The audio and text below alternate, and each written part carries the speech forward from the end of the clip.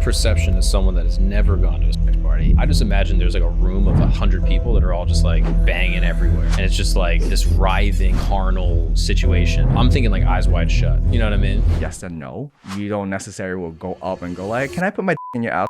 This is Kenneth Play. He's been called the world's greatest sex hacker by GQ and co-founded one of New York's most prominent sex communities. And today we're talking about what a sex party with billionaires and celebrities is actually like. How you can make any woman, you know, why he introduced his wife to her new husband, and how two men can be married to the same woman at the same time. So this topic is a little different for me, but Kenneth is super smart and explains his perspective and lifestyle in a really, really unique way. So without further ado, enjoy my conversation with Kenneth Play. Welcome to camp. Kenneth Play, thank you so much for joining me, bro. I really appreciate this. I am so excited to be here today. Yeah. This is gonna be fun. Yeah. So just first, can you explain what is your job? Wow, you know, it's kind of I joke around sometime at parties, and so depending if I want to like horrify someone or like trigger someone. Horrify me, so, trigger me. I teach men how to hit women for a living. It's the most triggering one. Okay, that's fire. And then they go, and then I'll wait for them to like feel about what? it. Well, then what I actually do is that, you know, when people are into impact play as their erotic fantasy, you want to show them a proper way how to do it safely while they get the arousal and the pleasure out of that experience. So if I want to go shocking, I say that. And if I don't want to tell people what I do at a party on a plane sometime, so I just say I'm in education or I'm in real estate or I build community. But it's tough because I find myself in like the strangest crowd or room with different, like it could be a conference for a digital marketer and they're all like business people. And then, but I'm still kind of in that realm. You're an entrepreneur. Yeah. And they're always interested to talk to me because of like the sex party stuff is interesting or like any sex stuff. So it gets me into the door. But I usually ask them like, you know, if I tell you what I do for a living, either you are really offended, right, horrified, or you might be interested. So, usually I give them an opportunity to kind of like be curious. Yeah, it is polarizing. Yeah. Like you'll get people that'll be like, okay, I'm going to go get a drink. Yeah. Or you'll get people be like, okay, when can I join you? Like, I feel like it's very, very polarizing, but it's cool though. So it'll be a mixture of like sex education, like teaching people how to explore their bodies. And then additionally, like just sex parties. Like you, I guess, would just host like forums and like spaces where people can go and explore their sexuality without a lot of instruction. Or I think there's two sides to my career. I'm a co-founder at Hacienda, which is a sex positive community where we host a lot of education events, sex parties, to sex science conference or like sex worker rights stuff. So that's a very community experience where we have members and like it could be people having brunch and orgy at the same time. And the other side, at the same time, yeah, brunch and orgy brunch are amazing. It's like the best. I personally prefer it. Yeah. Wait, you prefer it to brunch or just a regular orgy? I prefer brunch time orgy on Sunday rather than Saturday night because the vibe is different. Like Saturday night has like this hungry nightclub meat packing vibe where people go like, oh, I'm like hunting. Sunday, people are kind of chill out, want to hang. And then it's also earlier during the day. So like, you still could function Monday night, so you're not doing the all-nighter. Interesting. Do you get a different crowd? I mean, I know a lot of it is like community-based and there's like vetting that goes into it, but I'm curious, do you get in that hunting versus like chilling paradigm? I'm curious if you get people when it's late at night on like a Saturday or Friday that are like almost using the night as a way to like shield kind of what they're doing. Whereas in the daytime, I feel like you get people that are much more open and kind of, I guess, free in the experience. Is that fair? I think people talk more or hang out more at daytime events, and kind of like brunch is also like people are sitting down and eating.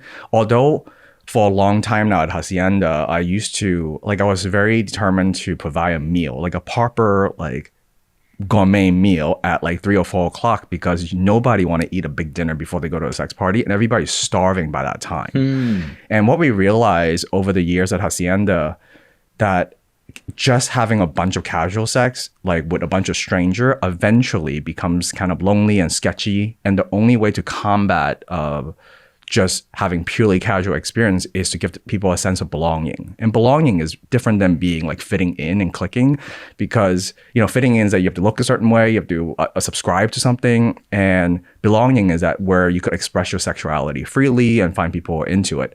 So the belonging piece requires us to kind of like slow down, stop hunting, eat, and connect with people. So we decided to like really cook. Like cooking for 200 people at a sex party is a very interesting experience. Especially they've been fucking all night and they're waiting to eat your food and you're about to serve. It's kind of a cool tribal experience that you see people like really hungry after event and just thirsty, but in a good way. 200 people? Yeah, 200 Okay, people. can you explain just like this weekend, is there a sex party happening?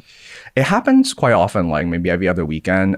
So could you just take me through like A to Z? How does it happen? What are the details of like an elite New York City sex party? Well, Hacienda has a long history. So it's been 12 years actually. So it's a long time. And we have made plenty of mistakes over the years to kind of engineer a experience where you both have, it's like, what it comes down to is about responsible hedonism. So you have to have both. So it could easily turn into a drug den.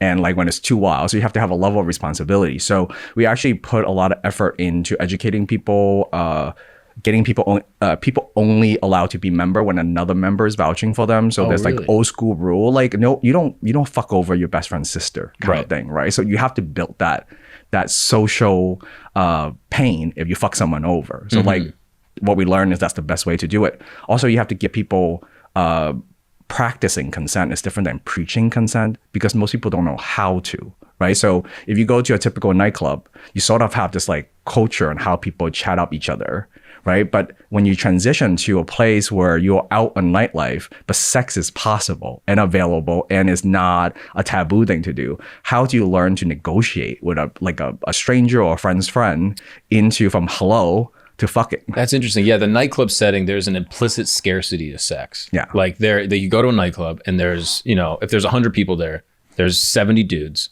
and there's 30 women.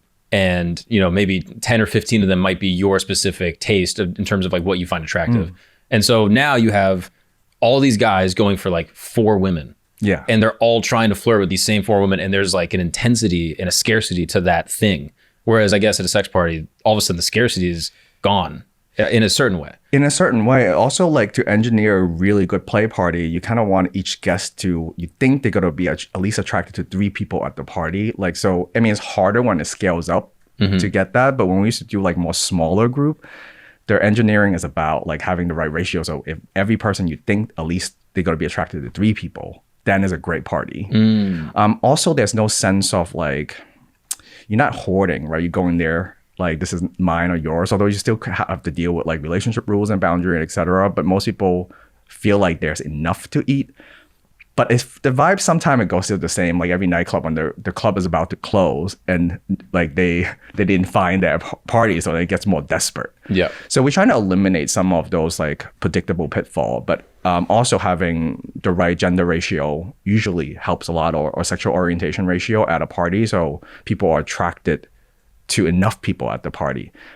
But it's also tricky because you cannot, like, the idea of being inclusive is like having everybody in a room, right?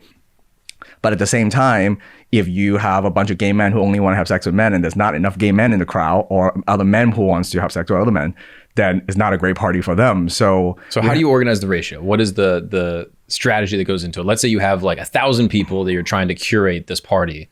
What are you trying to balance? I think having different types of events is really important, and having different producer, because the party is as good as the producer's crowd.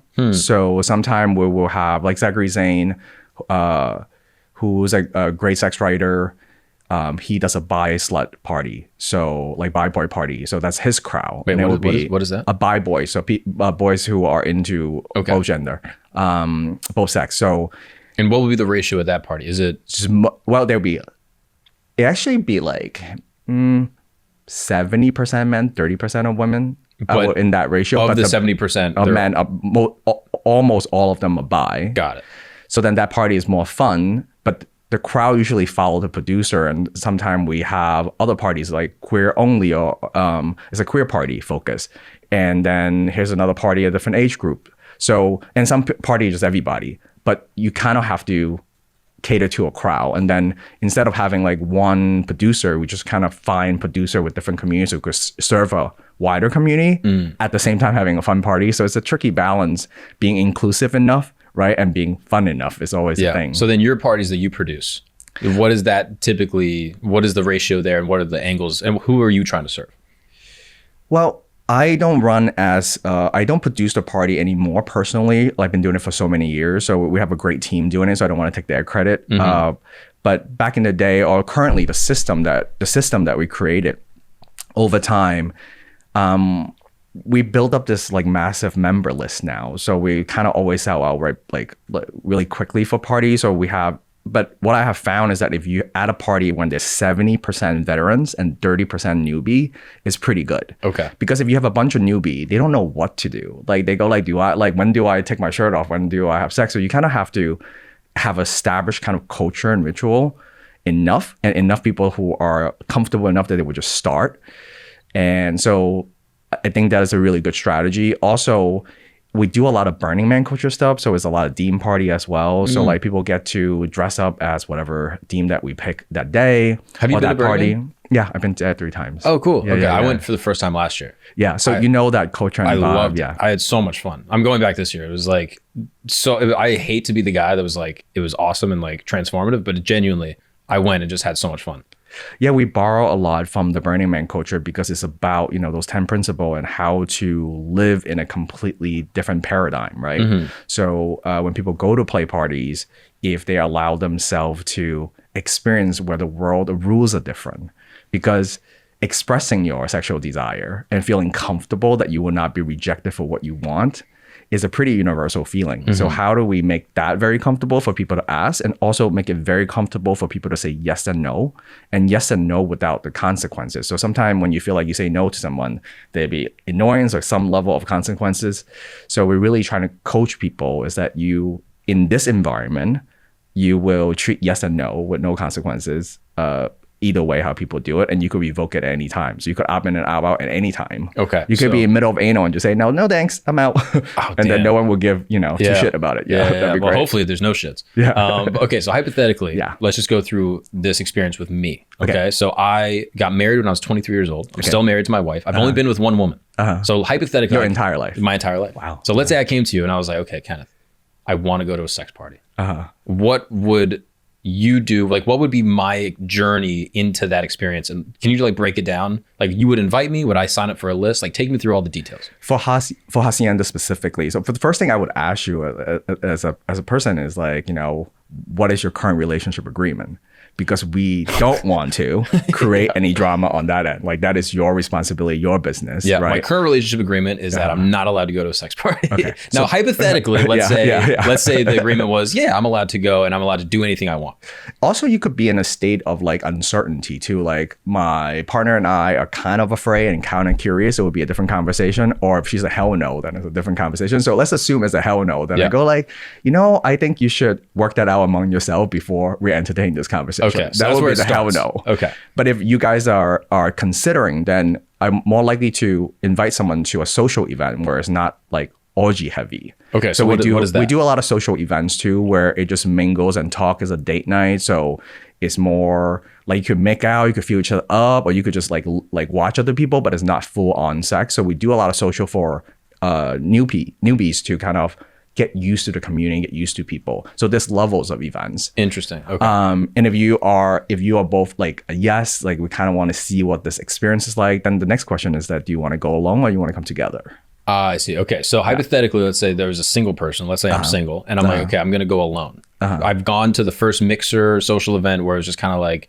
making out, whatever. And then you would basically like vet me and be like, okay, you seem like you are in an emotional state and in a social state where you could go to an actual event.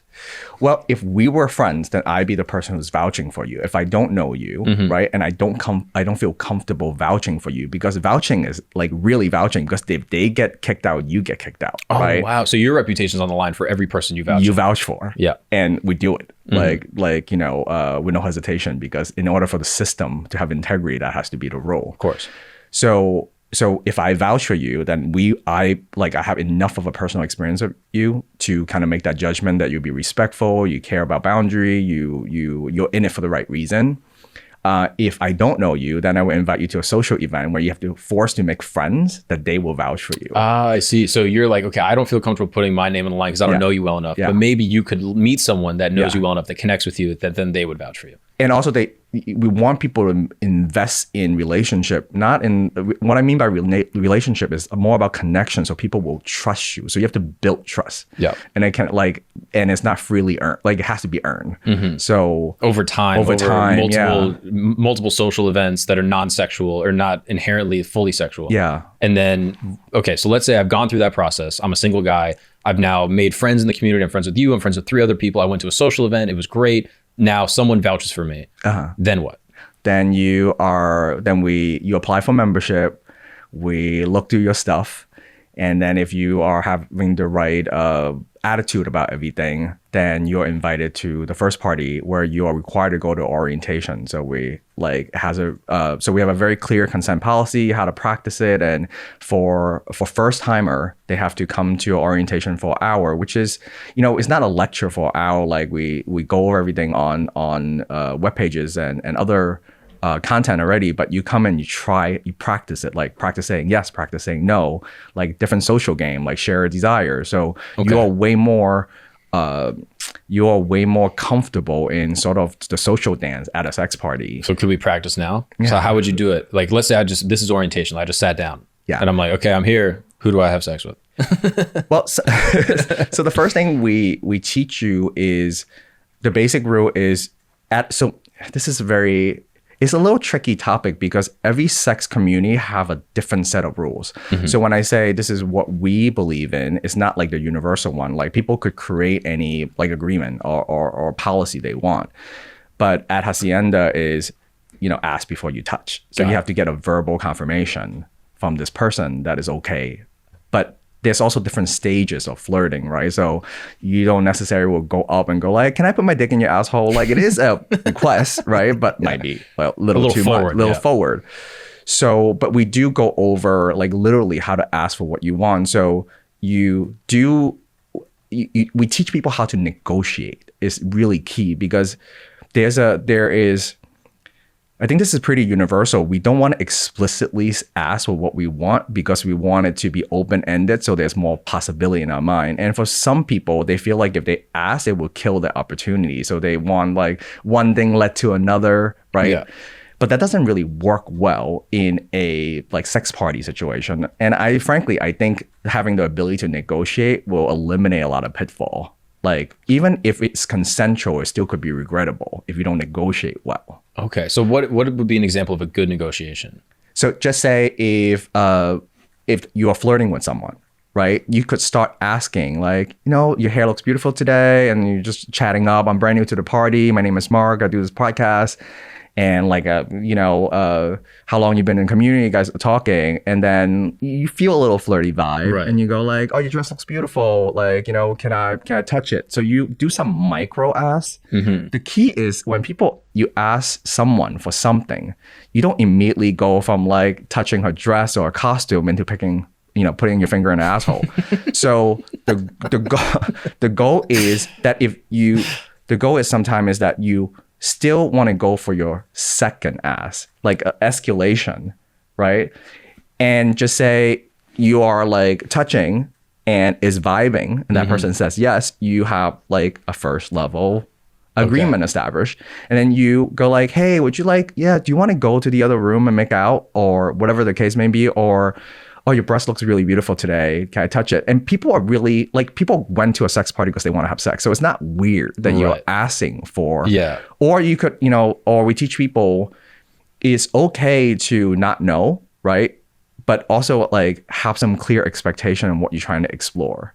So what would you like to do today? So we really encourage people to be as explicit as possible about their request and desire.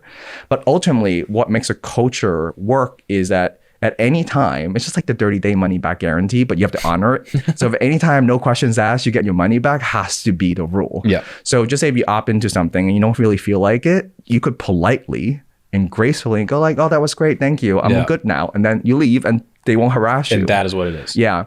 And it's okay to feel rejected because we don't guarantee no rejection, right? And rejection is not necessarily bad. It feels bad sometimes, but you will have some no's and you have some yes. Your goal is to find the yeses and if it's a no, you want to get to the no faster instead of like wasting a bunch of time. Yeah, that's actually a good metric in life almost. Like get to the no's quickly, just in anything. Because like the sooner you're getting no's, the faster you can get to yeses. Even not only in sex, but in like career stuff and opportunities and business. Like you want to find business deals where people are like, not for us. And then you don't have to waste time. You go, oh, great. I can go and find a business partner that wants to work with me or whatever. Yeah. And we really, we discourage people from like, if they're uncertain, just say no for now. Like, no, thank you. Because if we do want a higher level of wantedness in the situation, but, one of my favorite consent model that I use and I put in the book is from my colleague, Dr. Jana. And it's in this X grid where you're like level of wantedness. And did you signal yes or you signal no?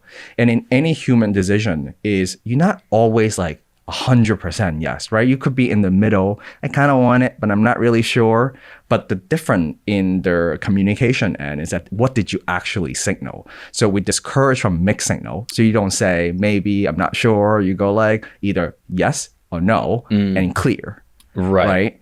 And you could be anywhere in that spectrum where you like definitely don't want it. Right? I really, really want it. But sometimes you will still go to work when you really don't feel like it. But we don't want that experience at a sex party. Yeah, that's also as important, I feel like, as like a affirmative request is an affirmative yes or no. And I know like obviously guys complain about this with women all the time. I'm sure it happens in every direction. But it'll be like, oh, this girl was like saying yes. And so we kissed and then she freaked out and like ran away and called me a creep. And it's like, well, you said yes, kind of. And so I took that as a yes, but you actually meant no, but you didn't want to say it.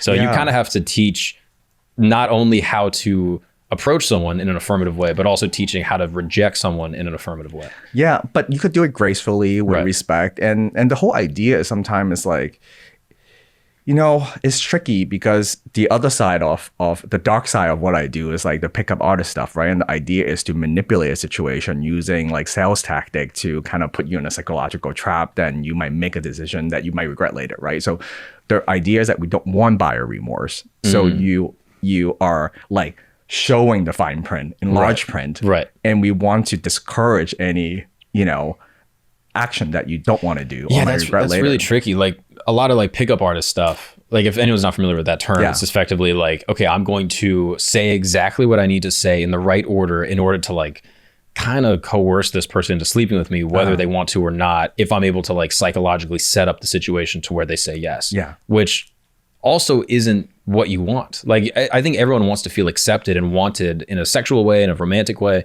And by setting up this framework, you're not actually getting accepted. You are kind of being coercive in some cases. Yeah, you don't want to, be manipulative and just game the situation. But I actually found that if you not intentionally like lower, I think lowering the buyer remorse is actually more useful, right? In a long-term sexual relationship, right? Because waiting is such a like impulse control for guys trying to hook up immediately or feel like they're losing their chances, or even when they're like sexting people, it's like they want to have a sense of guarantee so they won't get rejected later, or they don't feel like a sucker buying someone dinner.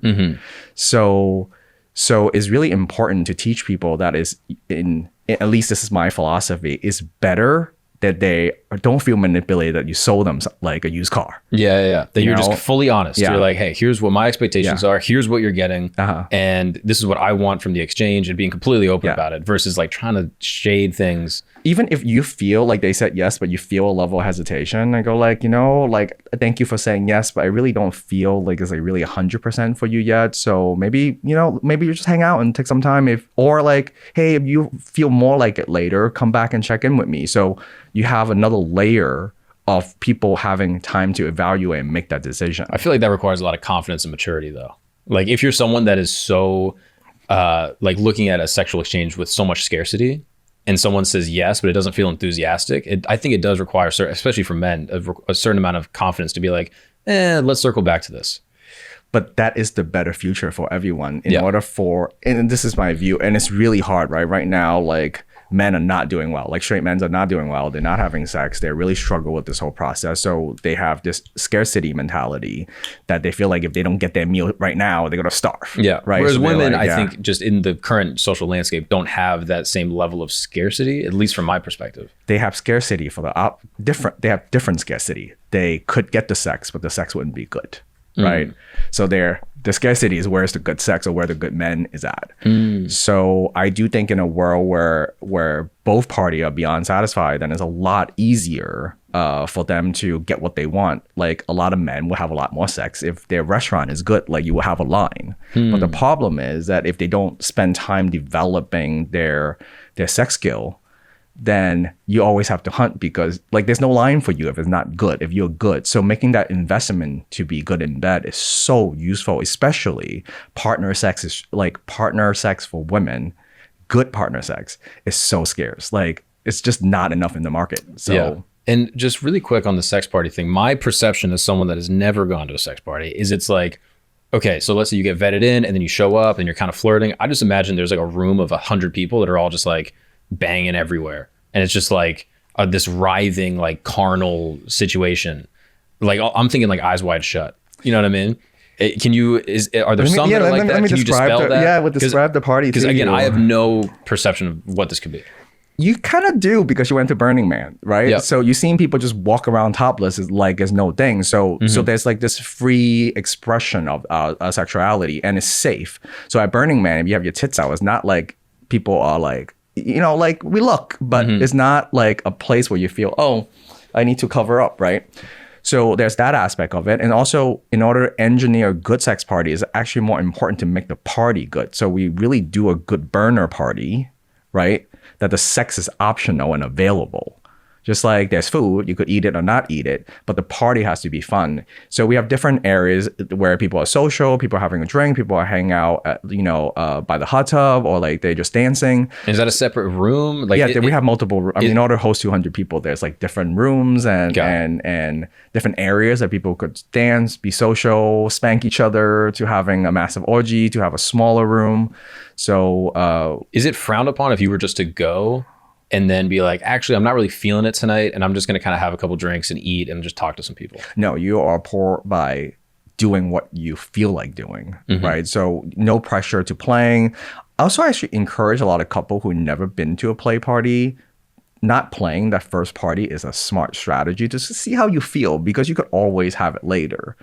And then talk about it when you go home, you know, and talk about what came up for you is more of is a better learning experience.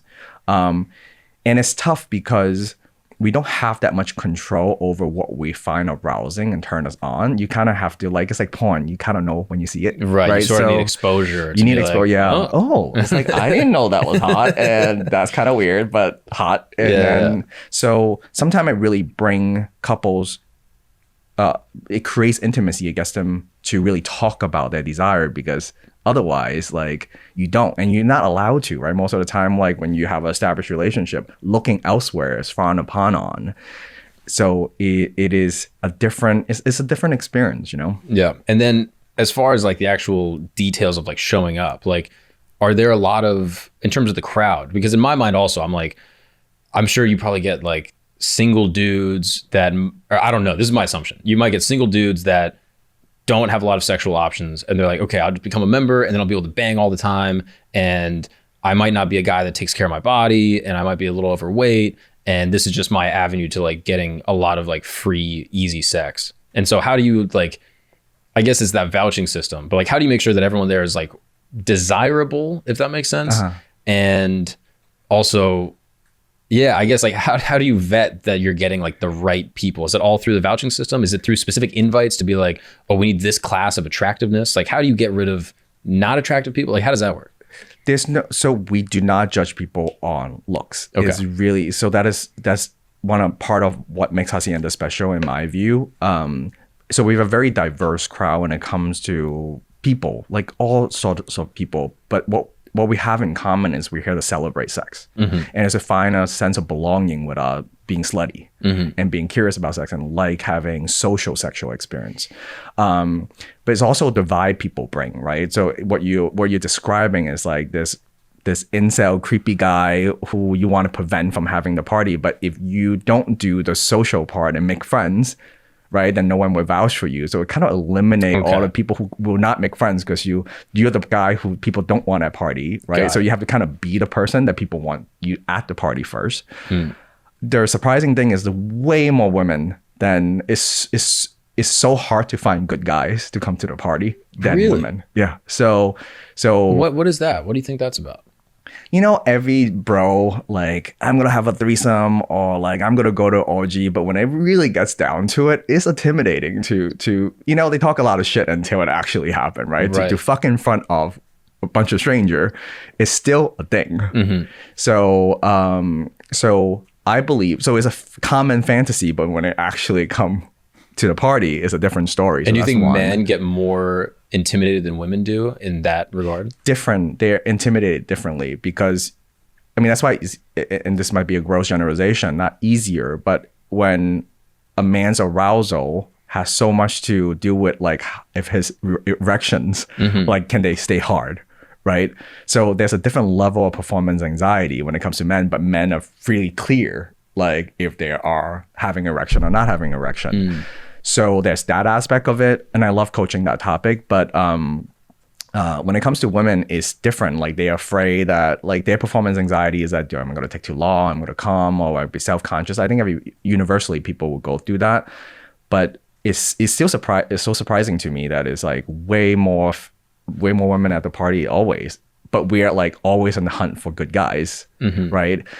In some ways, sort of like the old school gentleman culture when you have like a gentleman group where we kind of hold other men accountable and behave in a more civil manner. So we just have our own culture. So we really try to have among the men to kind of like have a sort of a way to educate and train other men because you don't have to be thirsty here. Really, like it's so abundant. Yeah. Right. So you don't have to hunt the same way that you would think you need to do in order to be successful. And so do you find men kind of like police their own like masculine culture amongst each other at these parties where they're like... That's what we really try so hard to do because sometimes I work with a lot of men, I coach a lot of men, and there is this whole idea of this toxic masculinity, right? And there's definitely assholes out there that like, you know, that cannot be reformed in any way or never wants to. Right. But I do believe there's tons of guys out there who really care about their partner's pleasure, who don't want it, they want to be respectful, don't want to harm anyone, and don't want to be a shitty human at all. But sometimes they just don't know how to behave in this particular setting. So we really try to educate people, even when they make mistakes, like, okay, it's okay, like it's your first time, but this made this person uncomfortable or whatever. And then you go like, why don't you do it this way? Oh, that's cool. It's not just banning. It's like, we try to educate more than like when you're trying to educate someone, but if they're defensive, they're not open to it, then that's the wrong character, right? Right. But we approach it as someone who's not always intentionally doing something malicious with their intent. And obviously it depends on the level of violation, but we really want to educate more than just blacklisting people all the time. So if someone is like, you know, at like a level 2 phase, they're like making out with a girl and then they get like too touchy and she goes, oh, I'm going to leave. Then that's where you'd come in and be like, oh, you were actually a little too touchy in that situation. Maybe try it this different way. Yeah, or ask, like, you know, if you want to escalate, you know, check in. It might be a good idea, you know? And also, it's also saying thank you when someone wants to exit rather than like, fuck you, why are you leaving, you know? It's like... just being grateful for the experience. For that person setting a boundary, right? And respecting that boundary. Because we know how hard it is actually saying no to people in general, right? And some, like, depending on your level of disagreeableness in your personality trait, and a lot of people are not so comfortable saying no. So we want to create an environment that is as comfortable as we could make it about stating yes and no. Right. And being accepted or rejected is part of the experience. But it's also, most of the time, it will work out. Yeah. Because there's abundance of people available. Right. So at your events that you would do back in the day and at Hacienda, it's Hacienda, right? Yeah. So at Hacienda now, what is the policy as far as like testing, STDs, condoms, like how does that work? So we have a safer sex protocol. We always have a safer sex supply at the party, like gloves, condoms, lube, pads, like everything that you would need for a hygiene and barrier protection standpoint. And as far as your sexual health status, we expect the members to know, and people are encouraged and trained to have those dialogue. Just go like, when was the last time you got tested? What is your current status? And then you are responsible stating your boundary or your requirement when it comes to your sexual health. So here's all those sexual health protocol that you could opt into, but it is your responsibility to ask. If you go like, hey, I really don't feel comfortable having sex with someone who have XYZ, it is really way more, it's safer for you to be the one who's asking than waiting for other people to disclose. Got it. So while you're in sort of like that I feel like that would, in my perspective, that would mess up the vibe. Like if you're making out with some girl and then all of a sudden you're like, are you clean? Like, you know what I mean? Like, so how would you bring that up? Like if you're in a sex party one-on-one with someone. We want people to intentionally kill the vibe for those. Not kill the vibe, but it's okay to be awkward and kill the vibe, because the price of not killing the vibe is actually too high in my view. Right. So you should, checking is good. So it's actually a little bit of impulse control and a little bit of like, you are doing things that might lower your chances for you to have a safer time. What would you say if you were hooking up with someone and you're like making out? How would you bring that up? How would I bring that up personally? Yeah. I would just say, hey, the last time I got tested is XYZ. What was yours? That's it. I disclose mine and then I ask. Got it. So we train people to do that. So they have practice saying that, and then is an option and expected. And some people are more risk, like their risk tolerance is higher and lower. So that's why it's really hard to preach there's only one standard on how to practice that. If you are comfortable with that level of risk, then it's up to you. But you should know your level of your risk tolerance and what is your requirement, so you could communicate that clearly with another person. Got it. And that doesn't happen in the real world, except like when you have a culture. But in the long run, it really works out a lot better that you could have a lot more sex much safer in order to do that. So you would ask about testing status, and then you'd be like, do you want me to use a condom or something? And then they would say yes or no. Yeah. And then you could operate with or without one if you wanted to. Yeah. So you always just say, you stating your boundary, and it's really important to get clear on what you are comfortable with and what you're willing to opt into. So we make people think, right? So if I was going to invite you to a party, I would go like, hey, what is your sexual health status, and what are you comfortable with? I would talk to you like, and you should think about it before you play with someone, right? Because it's a big concern for a lot of people who go to sex parties. Yeah, and I feel like most people just in the regular world don't really think about that. They're just like, I got tested in college once and I think I'm fine, and I just don't want to hook up with anyone with diseases. Like that's what most people, I feel like, say. Yeah, but they rolled the dice that way, right? And some people are more comfortable rolling the dice, so it depends on the person. But we always tell people to respect your risk tolerance. Yeah. Have you heard of this term bug hunter? Yeah. Can you explain what that is? If my memory serves me, is back in the 80s when AIDS is full blown, right? And the idea, if I haven't, like my friends are dying, if I catch it, then I have to worry about getting it. So it's like, if I got it, then I don't have to worry about the idea of getting it is a thing it is a behavior that happened when people are intentionally trying to get STIs, so they feel closer potentially, or eliminate some anxiety. I'm not recommending this. I'm just describing. Yeah. I'm describing someone who might have that desire. Does that still happen? Really?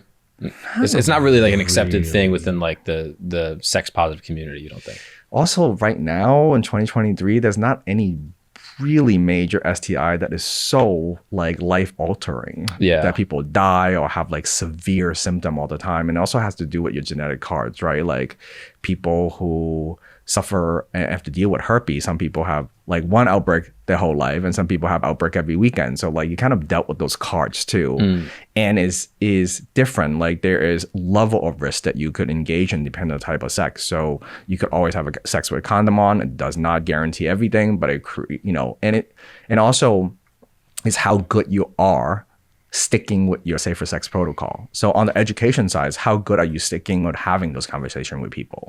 So if you are really like low risk tolerance, right? Like I don't want anything happen to you, then it's definitely your responsibility to stay everything. But if you don't care about shit, then you're free to roll the dice, right? Yeah. So not everybody at a party will always have those conversations, but I think it's extremely important for the people who really worry about it to have it. Yeah, that makes sense. Yeah. Now, have you ever had famous people or like really well-known people go to parties? Yeah. Obviously I cannot share. Yeah, of course. But like, how does that work if everyone walks in and they go, oh, that famous guy or girl is here? Like, is there a different protocol for them? How does does it, or is it just the same kind of rules?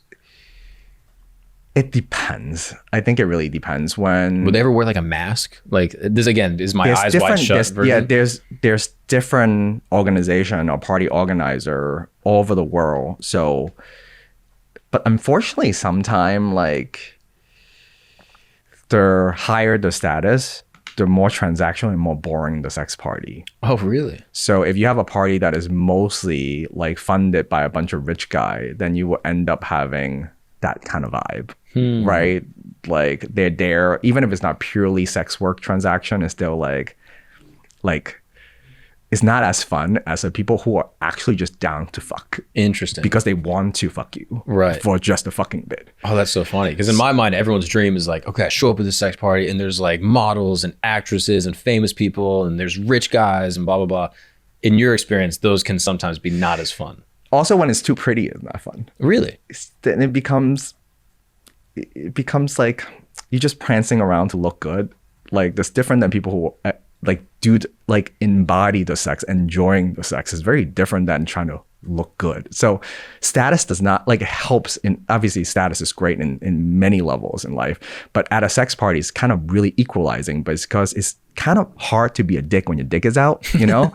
so it's very equalizing when you're just dealing with this aspect of your humanity, right? And so it's more important than how you treat people. Like if you're kind, right? You're good in a social situation and your sex is pleasurable, then you will be valued in this particular environment. Oh, interesting. So it equalizes all the other social benefits in real life, which is like attractiveness, wealth, all those things.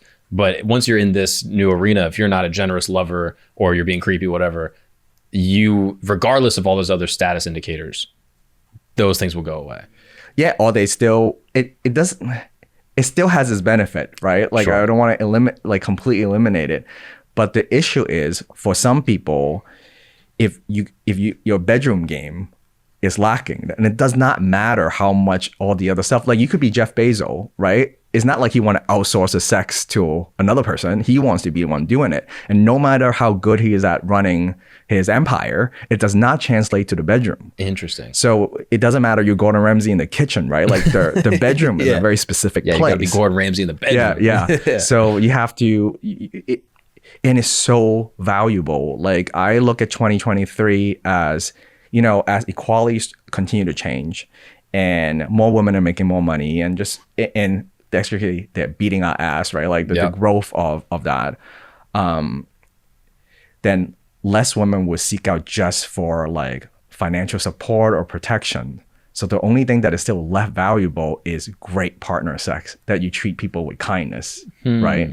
And that skill will be highly priced in the marketplace. The way I see it as we move forward. Interesting. Yeah. As women are more liberated. They could buy their own house, right? They could drive their own car. They could afford their own bodyguard and whatever the case may be. But if you don't have that skill, right? And you are way above the line when she cannot have that experience by herself. She cannot have it with anyone else, and she could have it with you. Then it really clashes you in a different box. Yeah, right? exactly. Regardless of anything else that you can offer. Yeah. Wow. And also, you shouldn't be a complete out of shape broke person too. I'm not saying that those things are not important, but we undervalue sex skill that way. Yeah. I guess back in the day, I wonder, would you agree with this idea that men were able to get away with more mediocre sex because women relied on men more? And so they were just able to be like, okay, I'm just gonna bang you, I'll come real quick. It doesn't matter because you got to stick around for, money, house, car, all the other stuff. Yeah. And then, so because of that, power dynamic will continue to shift. Right. Then really great partner sex is where it's at. Yeah, it's interesting. Yeah. Okay. And so how do drugs play into this also? Because in my mind, I'm like, okay, you got to be on Viagra. You got to be taking male performance enhancing things.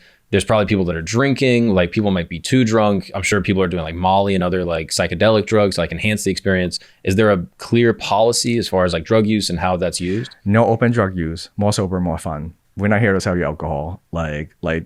If you are grossly intoxicated is a red flag, and you get we might tell you to skip a couple of party if you get grossly intoxicated. Oh, really? Yeah. So we do not encourage any gross intoxication. If you're too high, too drunk, too sleepy, we send your ass home.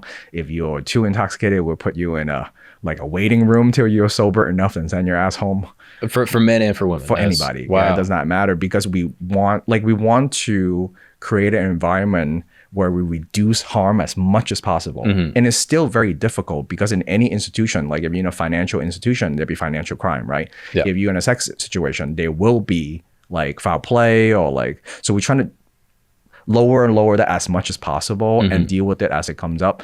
But it's more about engineering a good time. And ironically, it's actually about being overly have maximum disclosure, clarity, communication, embrace some awkwardness in order to actually have a good time. Yeah. So, it's like one of those things that people get into a marriage, right, without signing any prenup because they're in the romance phase. We want to eliminate the romance bit. We're kind of like prenupping is a good idea. Interesting. Yeah. You're like, okay, let's get all the paperwork done. Everyone's going to be on the same page. This is what everyone's getting into. Like drugs, alcohol, try to mitigate that as much as possible. Have a build and exit strategy. Yeah. Be as cogent as possible in this experience so that you can get the most out of it for whatever you want. We even have very clear policy. If you have a cold, we refund your money. We don't want you to come if you have a cold. That's not good for us. Wow. You know what I mean? But if you're running a normal club, you go I don't care, you bought the ticket, right? Yeah. So we do stuff that is not at our profit interest for the party. And we are very fortunate because we do the party as a way to serve the community. It's not a profit-driven thing. It's just a thing that we really enjoy doing. And we kind of figure out a business model that kind of work to serve the community. But as far as running the party concerned, profit is definitely not above anything else. It's people first when it comes to that. Yeah. And I know that I'm curious, with 200 people, how many I don't even know what the term would be, but organizers, how many people are there that are not participating, that are sort of supervising, making sure everything's safe, and then handling those people that'll be too drunk or, too aggressive, things like that? How many people? We have a huge team. We have trained staff and volunteers, and we train our volunteers because we call it guardians, who kind of around wearing a light up armband, so you could clearly see that person is a guardians, and the guardians is to serve any dispute or it's not like a bouncer who's trying to hunt you down. It's not the vibe we want. But anytime you feel uncomfortable or you need someone to talk to or you want to negotiate something, there's someone to help you and monitor. So there's guardians everywhere. And then there's hosts, there's cleaning crew, there's people who just we spend a lot of time trying to get the hygiene right, who change the sheets and stuff like that. So I'm a nerd, so I really like engineering those things. What is the user interface would be like in this situation. So let's say there's a guy that's too drunk and he's kind of in the corner, falling asleep. If you're at the party, you could go to a guardian and be like, hey, I think that guy had too much to drink. Exactly. The guardian would kind of go over and be like, hey, are you okay? Let's go in this room, get you some water, sober you up, and then assess if they're able to go back or if they should leave. Yeah. We mostly err the side of caution than risk on that side. So, hey, maybe you should take it another night. Even if we question you,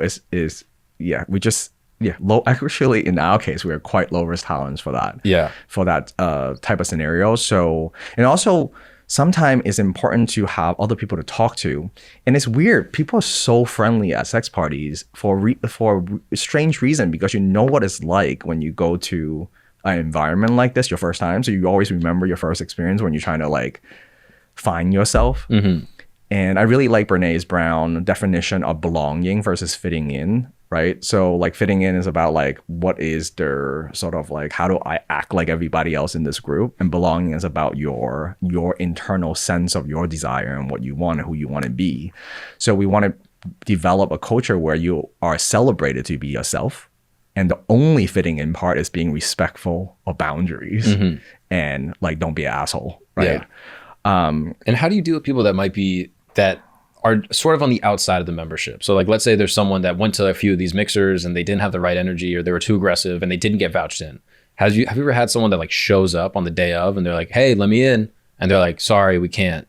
Or someone that you had to kick out because they got too drunk, and then they get aggressive, or they get there's a dispute. Has that happened? It happens, but not often. Because we put so many sort of little hurdles along the way, and it's kind of stupid for a business, right? We inhibit growth, but it is better product long term or better community experience. So so in the beginning, when we decided to be more public facing, because it used to be just a private group of friends who just like to have orgies, and it's like a fun thing to do.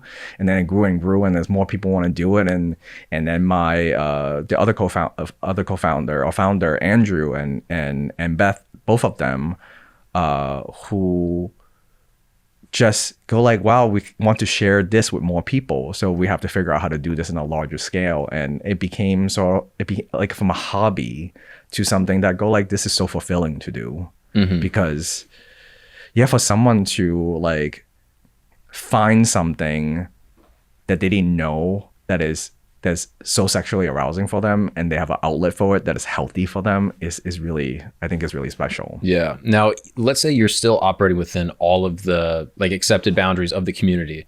Inevitably, there will be people that will use sex as like a crutch, or they might be a sex addict. I'm curious, is there any like if you had a friend that was going really frequently and maybe not taking care of themselves in other ways, or maybe like neglecting parts of their personal life because they are a sex addict? How do you have that conversation? Has that ever happened before? Like, how do you mitigate that? I think, or is it not your responsibility to like negotiate? Like if someone's like addicted to going to the gym, like I don't think I would go up to someone and be like, hey man, you're going to the gym too much. So I'm curious, do you feel like it's your responsibility? It depends if I know this person personally too, but the idea of an addict is like it has, to me, addict has to be that is causing a significant dysfunction in other areas of their life that is important to them or essential. So if they're not eating to go to a sex party, or they're not like, I don't know, I'm not calling their mother, but whatever, whatever it is, like they're destroying their lives for this addiction, is very different behavior. I also think how much sex becomes addictive. Yeah, I'm curious. I think everybody think they could have way more sex than they could, but like there is a natural governing drive, and that's one of the fun equalizer when it comes to a sex party that we don't experience anymore in society. Because when you have a dating app, right, and I'm sure you heard some of the statistics, like maybe the top 20% or 5% of men get all the girls. If I put that guy at the sex party, even if he's the hottest badass shit out there, he could only fuck so much. Right. So he's not like one serving 80. Like that's interesting. Yeah. In that one night, he might have like 2 tries, maybe 3 or something. Yeah. Like, so it regulates itself. Interesting. So there is enough to eat for everyone, given average hunger for every person in there.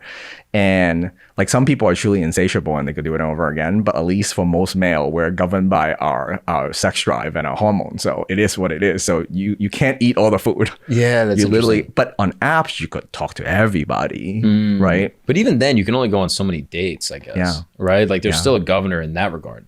Yeah, but not on their I guess the marketing, advertising, or the prospecting. So when you have technology, you could do it at such a massive scale, right? Yeah.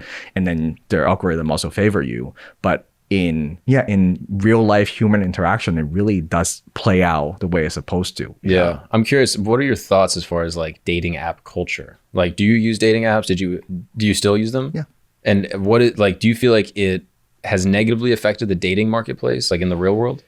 Yeah, it definitely changed their mating dynamic or dating dynamic between people when, what is this, Scott Galloway, I think, if I remember his name correctly, the way he talked about technology consolidating, the industry is like there used to be car service everywhere and then Uber, Lyft just kind of killed it kind of thing, right? So they will be hyper successful people at an app. So then, and because if majority of women are talking to the smallest percentage of men because they are bombarded with a million options. Yeah. It's different when you add a real life situation, but I think in some way it's causing a lot of maybe it's unintentional harm. I don't think they're out there to engineer the app that way. Right. But it's sort of a byproduct of scaling dating. Yes, because you don't actually see your option or your idea of the market is so skewer, you know, because, it's like everybody, you could look at every house in the neighborhood. It's very different than it's no more proximity based or community based in that sense. Yeah. So I think a lot of men find it very difficult because if they're on the percentage of doesn't get much action on apps is quite difficult. And personally, I still, it's not like this play I kill on apps, like I still deal it, still work it like everybody else. But I also find meeting people in person quite fulfilling because you kind of eliminate a lot of the bullshit. Yeah, of course. I have so many friends that are like, I was much more successful with women before dating apps because I'm charming and I'm funny and I have like, I'm a good energy when I'm around them, but I'm not like necessarily a 10, I'm like not the most attractive guy. I'm not in perfect shape, but I'm just like a really fun guy to hang with and I'm like really giving. But as soon as the dating apps come in, it just kind of turns it into the opposite kind of what you were saying with the sex parties, that like it is purely based off like aesthetic. Yep, and status. Like, are you wearing this watch at this beach with this people? So you're only using most basic attraction cue, right? That are not necessarily give you the right signal that this person is high quality. Yeah, even like pheromones and shit. Like, I'm sure you've seen those studies where it's like, okay, we had, 100 women like rank 100 men, and then we had them like smell their shirt, and the ranking that they put on was different than what the shirt smelling was. Yeah. But in certain cases, like they could tell the attractiveness based off of like the shirt smell.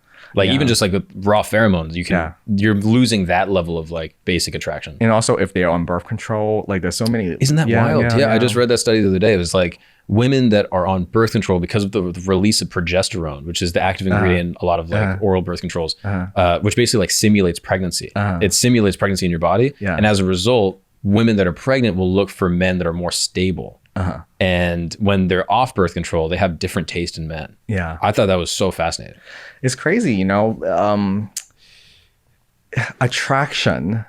It's like, I think because of technology and how world is changing, you could watch a Burger King commercial, right? And that fucking burger is complete shit, but you still feel like that looks delicious. Yeah. So there's a lot of things that fools our ability to make good judgment because it just looks shiny. And we have a lot of built-in like what drives us on attraction, but it's not always high quality. So mate selection is like way more important. And unfortunate thing is the other side I forgot what the study, I forgot what that exact study, but the idea is for a woman to go on a straight woman to go on a dating app, they go like, wow, if I'm going to go through all this trouble, I want to get the best of the best. Right. So they want the best looking guy, the best, richest guy, because you are dealing with their like this pool. So you're trying to find the best within, what you could able to get. Yeah. So that shopping experience is very different than men. Right. Like, but that very couple of different,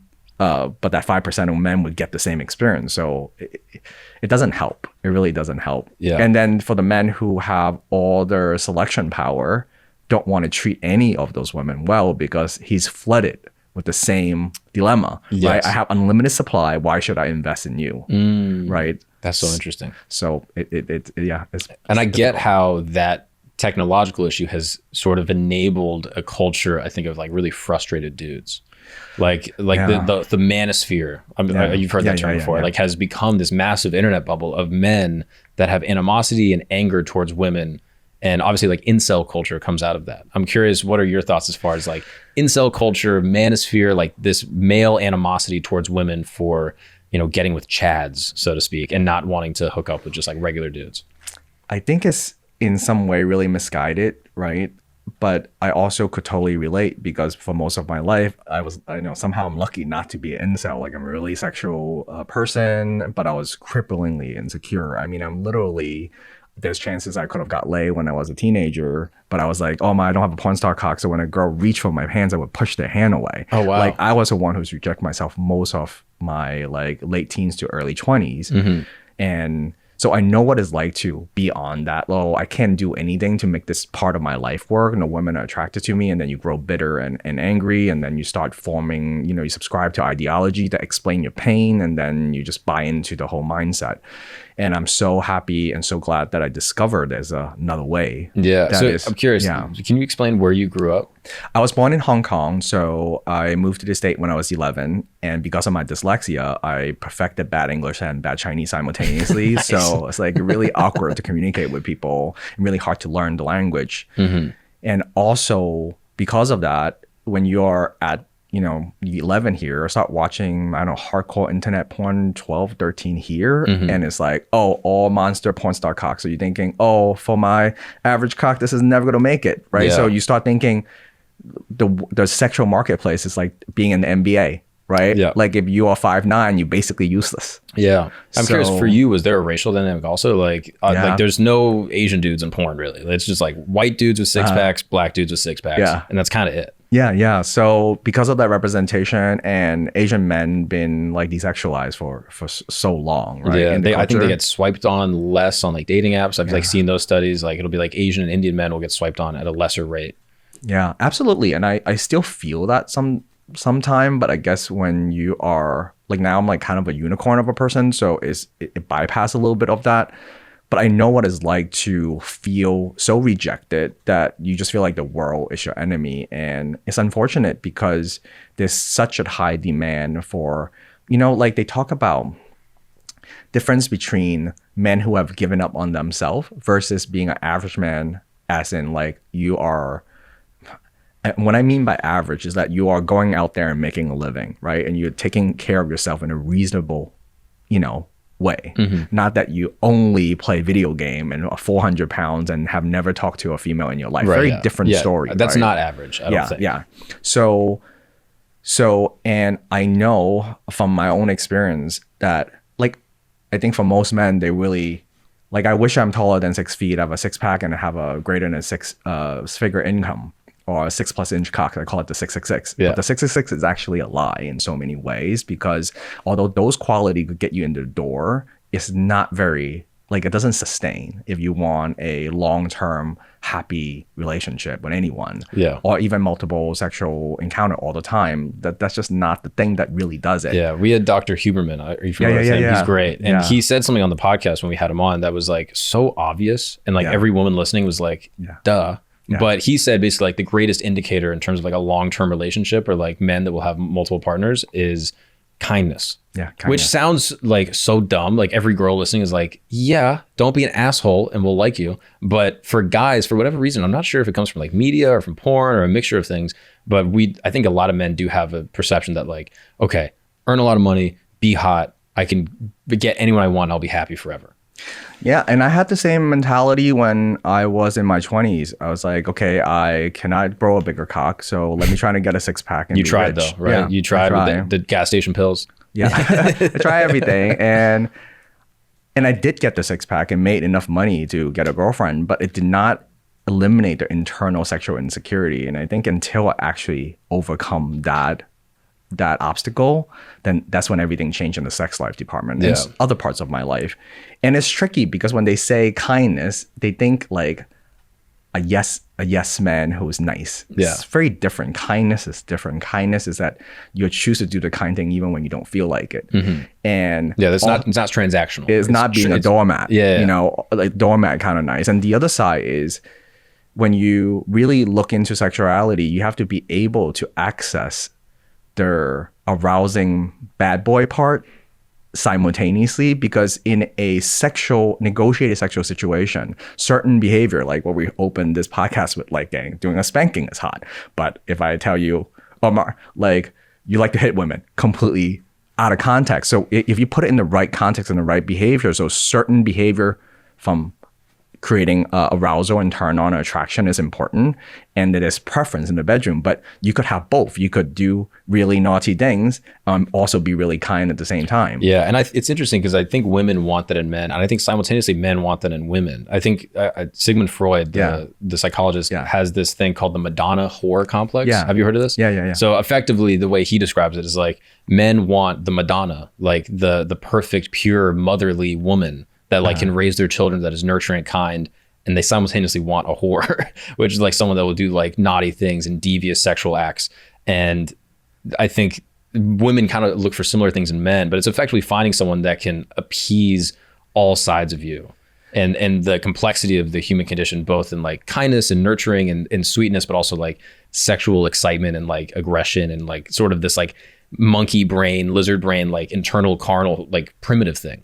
And I think oftentimes men will misjudge that in women, and they'll like, find their Madonna and then never bring up any sexual behaviors with her, and then cheat with, a prostitute.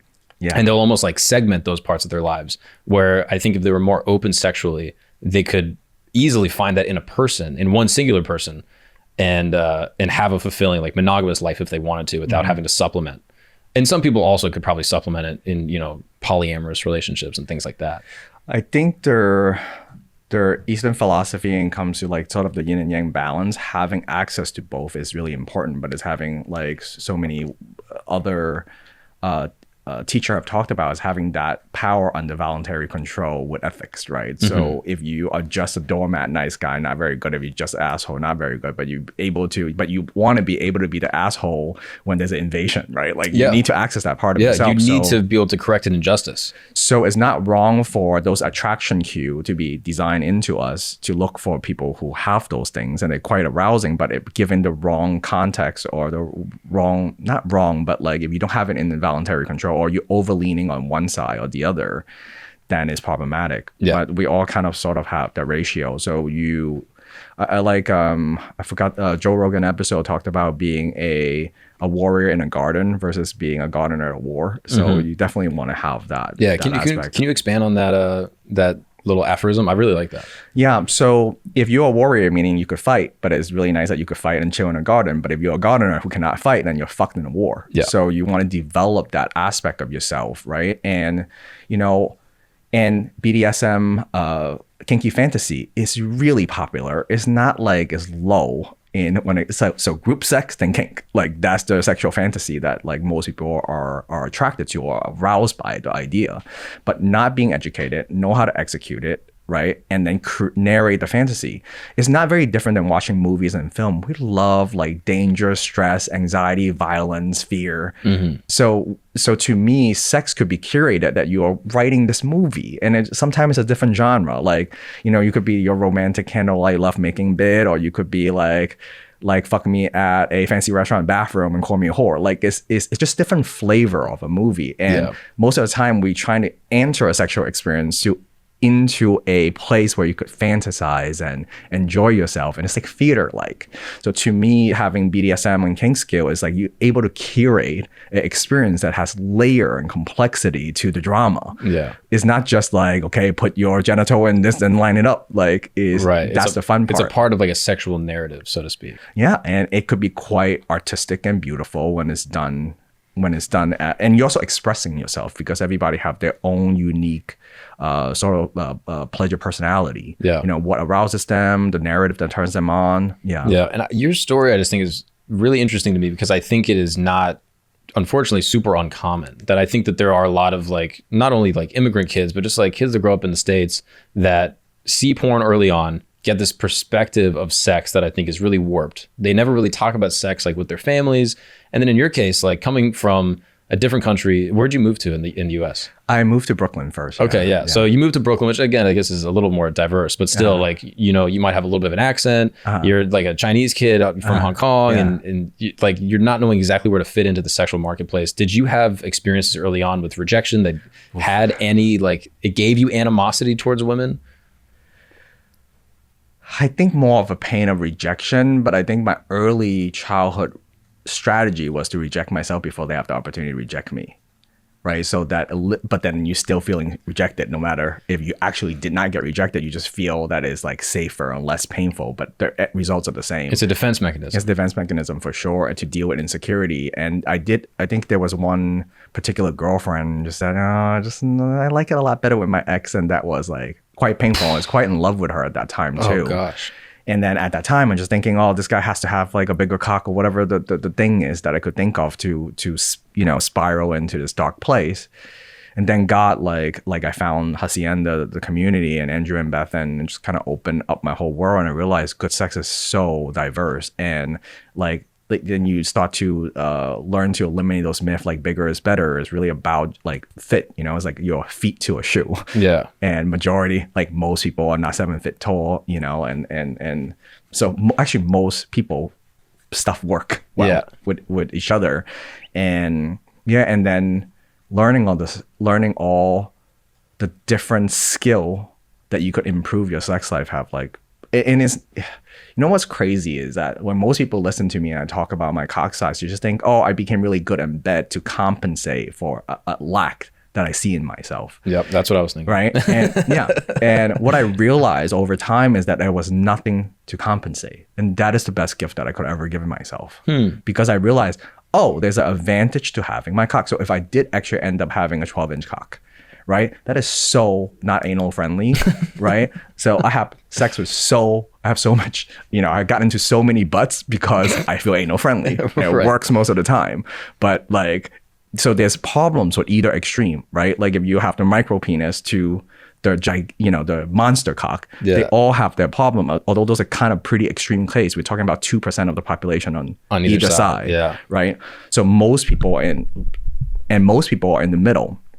But back in the day, I always think, oh, if I was a little bit taller, if I was a little bigger. But I realized that it does not inhibit my sex life whatsoever. I am preferred by a certain population of the people. Yeah. And the monster cock is preferred by a very small percentage of women. Yeah. Right. Yeah. You said something that was very funny on a different podcast, but you're like size doesn't always matter. And if it was the case that women only preferred bigger penises, they would all have like 12-inch dildos. Yeah. And that's not the case. And that's not the best selling dildo, but vibrator works they buy way more vibrators than dildos. Yeah. Not that saying cock is not a fun tool in the bedroom, but I have learned so many things, and if I over talk about my cock size, since I'm just passionate about, I've seen so many like guys suffer their entire life from a myth. So I'm like really passionate about getting people to stop thinking that. And one of the things that I love nerding out about is that I think every straight man really want their dick to be the key to her lock that like unlocks everything. It's like the perfect thing, that it works perfectly. And while most people only emphasize on like how hard they could get and how big it is and how long they could last, but that's not usually what creates the most pleasurable or having the best orgasm. So I have learned that, if someone who would never have an internal orgasm, and I'm not saying everyone needs to, but there's ways to do it. And I have learned how to use my cock to give that experience to more people than I could count. Right. So, and not that is the most important thing, but it's a skill. Mm-hmm. And so you could have the equipment, so you could have a F1 car, right? But if you don't know how to drive it, I could still beat you in my Honda, right? If you crash it, right? Yeah. There's a skill, but we're still thinking that you're the F1 car because you are the 2% of penises, and it's so not true. But I will say though, if I had to pick one of the 2%, I would pick the bigger 2% than the micro penis. Yeah, and there's a good reason. There's a good reason for it too, because like what we talked about, and Andrew Huberman talked about that too, about visual cue. So when we look at something, when it looks bigger or this car looks like it's moving when it's not moving, there is a very potent drive for our visual system. So like that Burger King burger, right? So we override a lot of like it's good marketing when things just like the thing you want looks bigger. Yeah. So, but it's not always better, and it's very funny when like when you sleep with someone, you go like, I'm not the most attracted to this person sometimes, but they're just so goddamn good in bed. Yeah. But I think especially preferences, people will grown to really love and like a person when they have more exposure to their balance between kindness and assertiveness, and then also skills. Like, can you actually, like, if you make her a meal, is it actually delicious? Right. Right. Yeah. Now I will say though, with like the micro penis thing, that does seem kind of unfortunate. Like if you are one of the 2% of people that just, when it's hard, it is an inch. Yeah. What can those people do? Like I talked about it in my book, right? Like what do you do on either extreme end? And there's people who prefer it. So first of all, like you have to make this assumption that every, just say if that micro penis male is a straight male and looking for another straight woman, he has to assume that every straight woman, all they ever desire is to be banged by a penis to have an orgasm. And that is common, but there's many women who do not ever get off from penetration, period. So your dick don't do much. In fact, that whenever you, like when you start fucking, they're like tuning out. Like for a lot of people, they're just penetrative sex is not the thing that does it for them. So you have to find yourself pairing, right, with someone who prefer, like that's not what their biggest turn on is. So it's really about finding someone who you match with, and there will be a percentage of people that will match you. It's much harder when you're on either extreme sides, just like anything else. Exactly. For that marketplace. But you could you could fuck like a beast with any size cock depending on the person you're pairing with. So there's a lot of, I mean, there's enough people who do not prioritize like that is the number one sex act that it really does it for them. Right. So if you have a micro penis and you link with a girl that's like, I need penetration, that is probably not going to be. I need a penetration bigger than what you have. Right. Then not good pairing. But that's not going to be sexual compatibility. But if you find someone that's like, I don't really care about penetration, like if it's good for you, that's great, but I need something else, some other type of stimulation. And if you can do that, then we're good. Yeah. So, and that happens out there all the time. And then there is the pain of the people who have like their extreme large cock too. They have to find someone with a larger vagina. And we don't talk about that, right? Where do you park this Big Mac truck? Not in a tiny garage, Carly B. There's no such pairing. Yeah. Although it's flexible, that garage is stretchy, but there is an actual natural size that you could measure vagina. And when I wrote on the book is pairing, like what are the percentage of people matches, and majority people match, and that's what we learn. But there is some extreme large vagina that are more accommodating to a 12-inch cock, and that's why they like in order to do porn, you kind of have to have those equipment in order to make it work. So be grateful for averageness. Is really that's the point. You're the majority. If you're average, you are the most compatible with the most people. Yeah.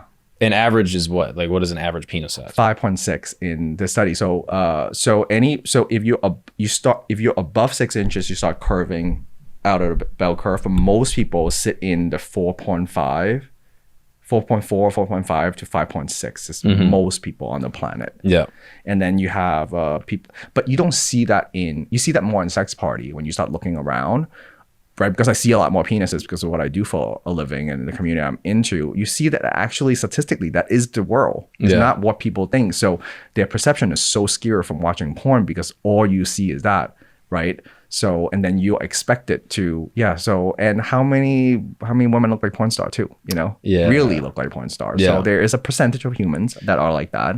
Yeah, I do think there is a sort of like an implicit negativity with porn in that regard. That it is like the predominant sex education in the United States and probably around the world.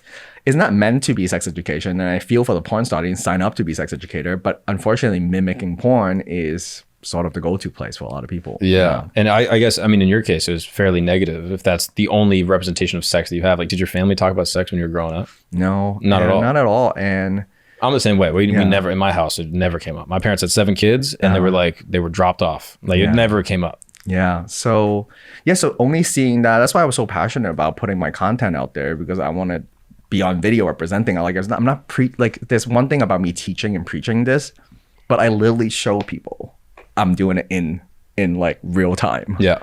So I think that's way more important for people to see someone else doing it. And it's not a performance. Like, when you make porn, and I've been on porn set, that is like, it's like being on the Fast and Furious set, like all the driving stunts are not real, right? And it's cut in a certain way and it's produced in a certain way. And that's okay for entertainment and arousal value, but that's not how sex really goes down. So I really try my best to show people a diverse point of view when it comes to like sexual interaction, and different people have different preferences. So if I'm demoing something, I demo it with different people. I go like, well, she really likes it super light, and this one could like use as a power queen. And you could see 2 different people. That's why you never use your ex-girlfriend's map to navigate your new girlfriend's neighborhood. Like, it's really, really important because it could be so different. That's a great analogy. Yeah. I do think guys will do that where they're like, I figured it out. I figured out chicks. I know how they work. It's like, you know how one girl works. Yeah. You got to restart, maybe. Or maybe you don't have to, but you should try to re-navigate the sexual interaction. But it's so funny because when I was studying all this stuff and being a super nerd, I was like, there's a better answer than every woman is different. There has to be like, how the hell you coach someone or teach someone. Imagine, like, I've been a personal trainer for a really long time. Imagine I'm like, you hire me and go like, everybody's different. Yeah. Like, I don't like, but what about your body? Yeah. Right? Like, how do you figure that out? So I don't think everyone's different, but I do think there's probably like 10 types of people or something. Like I think there's a set number that most people fall into in terms of like sexual pleasure. Yes, and there's actually great studies and statistics out there now that it wasn't previously available. So the way that I teach how people figure out what that person like is that if that person don't communicate, don't tell you, first you have to have the ability to read like sexual cues, right? Like you need to know when shit's working or not working to a certain level. right? So it's like, it's as frustrating as like ordering an Uber and you don't see the car moving. So if you don't have any part like status report, it's really hard to tell when you can't read queue. But the second thing is there is, like you said, like what are those set 10 things, right? There's statistical preferences that will work for more people. So you kind of doing it like a card counting in Vegas trick. You want to bet on the highest bet possible first. So you do a process of elimination. Like most people like this, let me start there and go down. So some women could have nipple-gasm, right? Yeah, but you don't start with that because it's not likely, right? So it's like a funnel. Start with the biggest thing and then work your way down. And you'd be surprised that, you know, it's kind of easy to figure out once you use that mindset and strategy, and you don't get attached to how this person finds pleasure. It's just what gives them pleasure. I will say though, I do think it is every person's individual responsibility to achieve pleasure in a sexual sort of like transaction. Like I know people talk about the orgasm gap a lot, which is, I guess, this idea that men, like let's say like a straight hookup, like men will orgasm like 99% of the time and women will be like 60% or something like that. And there's probably a myriad of reasons why that happens. I'm curious what you think, but I kind of am like, if you're not getting off, that's kind of your responsibility to communicate what you need. If you communicate and it doesn't happen, then obviously it's not your fault. But I'm curious, what do you think of that? I think it's really, really tricky, because if you have, it's a disagreeable personality approach, right? Like of course I'm going to get mine. So if you have a disagreeable person, you will care about you getting your side first. And you make it absolutely that person's responsibility to make sure they would think like you and get theirs. And most of the time that is like a race to the bottom, right? It does not work out for everyone. So although in a principle standpoint, everybody should be responsible for their own pleasure, in a interaction between two people, that actually quite difficult, because if I am super disagreeable and you are super agreeable, most of the time, if in this pairing, I will luck out than you, right? You will suffer on that end. So it is important to encourage women to stand up for their pleasure, to ask for it, to have the skills. But I truly think that it requires a cooperative, mutual satisfying mindset between two people. To one, I care about your pleasure, right? Not that I don't care if you didn't get yours, like tough shit. Yeah. I don't think it's a great attitude. And also, I think men so underestimate the power of the reciprocity that they will receive for being good in bed. Like if you want her to truly embody her sexuality, which is super hot, if you're really good at things, she'd be so giving. She'd be sucking your cock like she's trying to like worship her maker. Like if it's done well, right? But you only get that reciprocity when the other person is truly satisfied, right? Like if you're really good to a friend, ideally a friend would be good to you. And that reciprocity doesn't always happen, but it's so high that like most people don't understand that power. So you will get a much higher quality of sex if the other person is like truly mind blown. Yeah. So now going back to your journey, how did you get out of the mindset? I'm sure there are dudes listening to this that are like, no girls want to bang me. I'm rejecting myself before I even get rejected because the pain I felt is so bad. I'm undesirable for X amount of reasons. And then they start listening to media, like you were saying, that sort of fulfills and rationalizes their pain. Yeah. And then they join a community of people that are like, fuck women. Yeah. How, like, I don't want to put this label on you, but like, had you not found your community, is it possible you could have gone down that pipeline? Like if you were a kid today, like getting these reels and shorts of being like, bitches aren't shit, blah, blah, you can't trust them. Like that could have been you. So like how do you get out of that? Partly I'm just fortunate in that case that I was exposed to this culture and community at a very important part of my life. But I have a very funny story in how that actually happened. There was like one time in my 20s when, after a really terrible breakup, was that one that told me the ex did it better. And then I was like celibate for like 2 years, finally got back into the dating scene in my late 20s, and I met this girl. And she told me, and I was like, I'm not sure about monogamy at that time. I was just like, being open and sharing about like my idea about relationship. Although like in the relationship I had in my 20s, also still like really slutty, right? Like it's like in my mind at the time, it's like wrong to feel that way. Like you should find the one and stick with it kind of thing. But my internal experience is like shiny, shiny, shiny, partly to do with my ADHD and my dopamine system. But when I found her, she's like, there's sex, there's sex parties and things out there. I'm like, no fucking way. That only happens in a movie, like threesomes and stuff like that. And then eventually she invited me to a play party and we start dating. And that was my first sex party ever in Chicago. And I had a lot of work to do that day. So I was like really anxious. So I go like, my friend gave me an Adderall. Never taken an Adderall in my life. I took it early part of the day, got all my work done. And I was really excited to go to this sex party. And she even prearranged a threesome for us to have at that party with someone really hot. And I was like, kid in a candy store, still really nervous, right? Still have all my insecurity, but like, fuck it. Like I can't turn that down. So I went, and then it's the first time I see people like walking around naked, having sex and all that stuff. And all of a sudden I find myself in this room with my girlfriend at the time and this other girl, and we start playing, and then I normally don't have that much erection problem, and it's like just like I came out of a pool like George Costanza.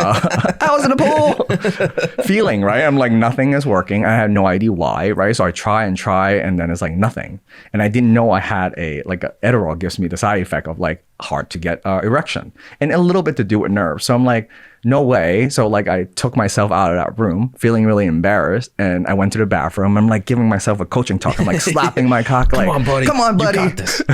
Wake up. And it's like training day. I'm like trying to go like do some mindfulness shit and just like think of something arousing. I'm by myself. I'm not stressed, nothing.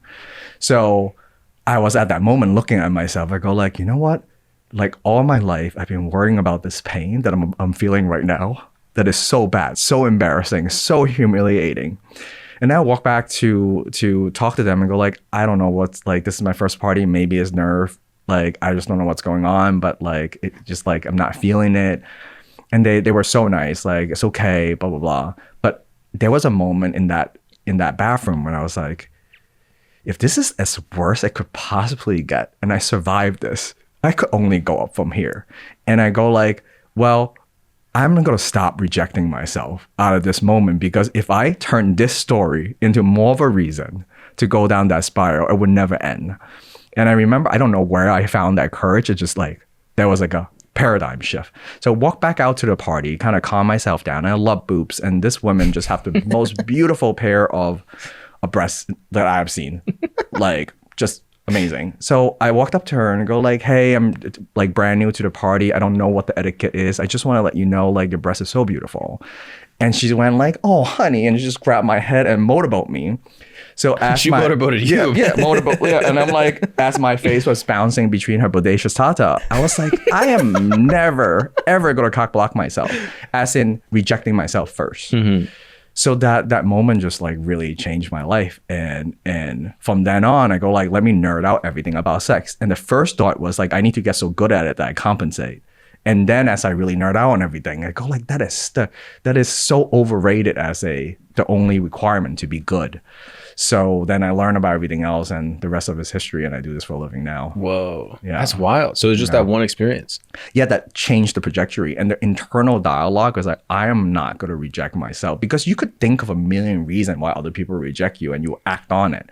But choosing not to do that in that part of my life, and made that like, no matter how uncomfortable and how fearful, I'm just not going to do that. That's the part that I change.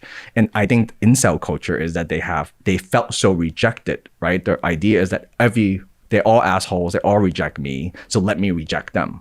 So their reversal is that I'm going to reject out, right? My experience was I was rejecting myself. So that changes everything. But understand the pain when you feel hopeless. There's nothing you could do about the situation. But that is not true, is what's great about it's just great about reality. That is like, it's totally about having a growth mindset. It's totally about a skill that you could acquire. And the bar is set so low. Like, it's so low.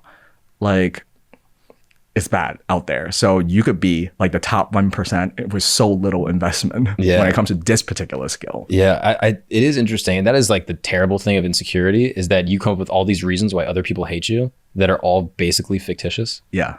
Like, you're thinking, oh, I'm going to go out there, I'm going to say, oh, I can't get it up. And the girls are going to be like, oh, you're a loser, you're an idiot. Like, I knew you couldn't do it. And then in the reality, you went out there and you're like, hey, I can't get up. And they go, we don't care. Like they're like, penetration isn't even our thing anyway. Or like, like men will make up this thing and like their biggest fear is like, oh, I'm hooking up with a girl and I can't get it up.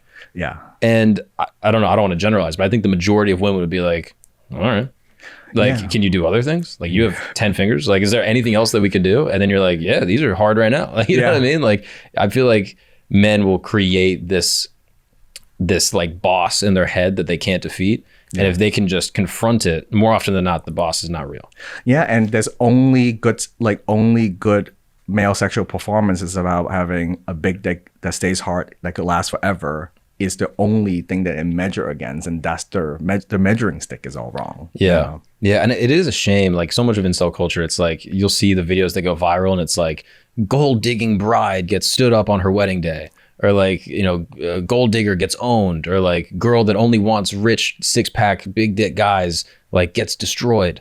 And so many men like gravitate to that because I think it's exactly what you said. It's like, oh, I get to see the women that rejected me over and over and over finally feel the pain that I felt. And justify their suffering and pain. They were smart to avoid it. I think that is I was smart to avoid this evil group, because if I engage in it, I will feel more pain. I'm just a loser and a dumbass, right? Dealing with like that side is toxic. And I think I hate the label that any like feminine or masculine is toxic by itself. Is not, you know, like people do have toxic behavior, but it's not like that's not inherent within their sex and gender. Right. Masculinity is not toxic. Yeah. Toxic masculinity is toxic. The toxic is the main word. They're the toxic though. Yeah. Like toxic masculinity and toxic femininity is just toxic. But masculinity and femininity, I don't think are inherently toxic in their own right. Yeah. And to label that, it creates a lot of harm for a lot of people. And then you use that to kind of create more hatred, right, for the other group. So I do think having harmony, right, between the sexes is not in a battle where we support and love each other and treat each other right and serve each other is worth pursuing, versus like divide and hate each other and then cherry pick all the worst trait that a few percentage of men like, you know, really engage in is a terrible view. Imagine like I look at two gold digging like and someone who have someone else's baby and lie about it, and that just think of all women behave this way. That's what I'm saying. Fucked up. Like, of course there are bad women, there are toxic women, and there are evil women that only like you for your things and they want to take it from you, or they want to trap you with a bait. Like, there's evil behavior, but that is not all women. But I do understand the feeling if you are a guy that did get rejected, like this girl maybe that rejected you, I don't know her, but that feeling, like saying that like, oh, my ex is better, is so painful that I can understand the feeling of like, every girl is like this and that pain is too much to handle and I'm not going to confront it again. So I understand it's completely normal, I think, in human feeling to feel that pain and then create defense mechanisms to reject it. But I do think it's important to try to work yourself out of those defense mechanisms and realize this is not representative of the whole. But it's back to the same thing we talked about earlier with the dating app. So if you start, as soon as you are attracted to certain groups' belief and message, and if you're on YouTube and your algorithm start feeding you the same idea to suit that pain or to get validated, then you're in a bubble, echo chamber. So that's the tough part. But that message wouldn't be out there making money if there's not enough men suffering. Yeah, and there's a lot of men suffering. A lot of men suffering. And I really want to take them out of that suffering because it's so unnecessary. It's actually quite easy to give women what they want. Yeah. That they really want it from you. Yeah. If you're good at it. Mm-hmm. You know, and the bedroom is a big place, and the being kind and everything else is important. But it's like one semester of investment. Yeah. In like a college course to get so good at it. And you don't even have to be that good. Like, you just have to be like open and enthusiastic. You don't even, you know what I mean? Like, obviously like skills will develop over time and that's good. The skill gap is actually quite tiny. It's so funny because most people miss the mark just a little bit. Like one of the things that I love teaching is this idea of pleasure wiring. So literally your nerves are wired slightly differently with everybody. Right? Like on the genitals and your face or whatever. And then some people have a weird tickle spot. You think of it like that? Yeah. Don't touch my lips. Yeah. That's my thing. If anyone rubs my lips, I freak out. So you're wired a certain way, like the physical wire and your sensory cortex. So you could be touching your girlfriend slightly off by 2 millimeter her whole life. And there's a difference between having orgasm and not having orgasm. It can be that small. That small. And most people just miss the tiny little things. And it drives me crazy. Like I have coach couples that have been together for 20, 30 years, and they just don't have it was a very religious couple. So there was no communication culture when it comes to sex, pleasure, or like this is just to make babies and all that stuff. Both of them were kinky as fuck and never talked about it and do it kind of like hush hush. Like she would read 50 Shades of Grey and he would watch a bunch of kinky porn, but they do classic like love making and blah, blah, blah. But they all hate it. It's like the most bland. They like eating tofu when they want to have a steak, right? So they've been doing that all their life. And until I had that conversation with them, they were able to talk about the thing that actually really does it for them. Yeah. And they do it for the first time. And they've been doing like tofu sex for 25 years and they finally had their filet mignon. But it was available the entire time. Yeah, and it requires a conversation. I think a lot of people just assume like, oh, once I'm in a relationship, like that will just naturally come up. And these conversations will naturally happen. And maybe for some people they do. But I do think for a lot of people, especially if you come from maybe like repressed culture or repressed religion, I don't want to say repressed. Like if it's not a common thing in your household to talk about it, just having that conversation can unlock an entire potential for your relationship. But there's not enough of a lexicon for people to talk about sex and pleasure because we don't even have the basic building blocks when it comes to that communication for most people. Like I could talk about, if I'm talking to another bro about protein powders and like bench press technique or whatever, there's a million language that I could use and they will understand what a squat is or don't skip leg day. And there's a bunch of shit that they know. Yeah. But if I want to talk about sex with another guy, it's like, we only think about like, how can I stay hard and bang her or whatever that case may be. So that's why I was like, oh, when I was going down that rabbit hole, because I taught fitness for a really long time, there's actually not a very useful language and framework to separate what's good and bad or how to improve something. So when people don't understand those concepts, like the nerves might be just a little bit left, like that, ex-girlfriend map is that her map is like just the wrong house. It's next door. Yeah. So like figuring all those things out from a science perspective, and also it's like once you get it, you know how the magic is created. So it's like you could create that magic anytime. Yeah. But if you don't know, it just looked like magic. Yeah. The other thing I wanted to touch on about like the incel thing is like, I always try to tell guys this, like if you think women want like money and cars and six pack and all that stuff, you're going to attract women disproportionately that only value those things. Yeah. And you will just get confirmation bias for the women that you're attracting. Yeah. So if you're only attracting women that like money, then you're going to get a lot of money and then get screwed over by women that just like money. And you're attracting the wrong thing based off what you think women want. Yeah. When in reality, women want like a great relationship, kindness, like gentleness, but assertiveness, and like all those things we talked about. And if your focus isn't on those things and like the skill gap, and it's on these like superficial things, you're going to attract superficial people that are then going to confirm your bias that women are superficial. It's like you're just attracting superficiality with the way you're behaving. Yeah. And I think it's interesting that you're able to get into relationships that have been, repressed sexually and then unlock those things. And it's cool. So moving. I'm curious, is there I think a lot of people will look at like sex positivity as like a purely like hedonistic, amoral, non-religious pursuit. And I'm curious, like, is there like within like a monogamous relationship, and even if it's a religious couple, having fulfilling sex is still moral, right? Like, I don't think that that is at odds with a religiosity. No, and also there will be a percentage of the population that monogamy works way better for them. So it's not like this one prescription, like the white rate to have sex or relationship is only this model works. Mm-hmm. So there's many people who have like really satisfying sex life with only one partner their entire lives. And there's people who want to have sex with a new person every weekend. So they're just different, like some people could fly from airport to airport and people can't leave the house. Mm-hmm. They're just two different type of people.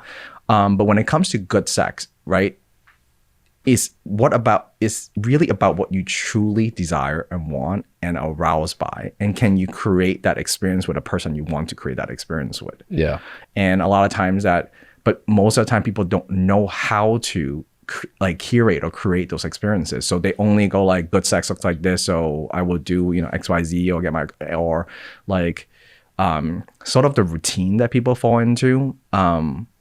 And there's another concept from Ian Kerner who wrote She Come First. He did a bonus interview for my audiobook, and his concept about a sex script. So everybody have a certain sex script. Like the way they view about sex. So the social sexual script is like the larger expectation of what society, and then you have an individual one, like how you get turned on and how you get aroused and what scenario and how you behave. And I find that his model is one of the most useful tool to learn how to do that communication with an individual. And you realize you don't really, I mean, it's not that you don't have a choice in your script, but it's pretty built into nature and nurture. So if you learn to embrace that person's, preferences, just like everybody like food slightly differently. Some people could drink Soylent their whole life, and some people could only eat like gourmet food, right? It's very different. But there is a way to talk about it where people could discover the thing that really does it for them. Yeah.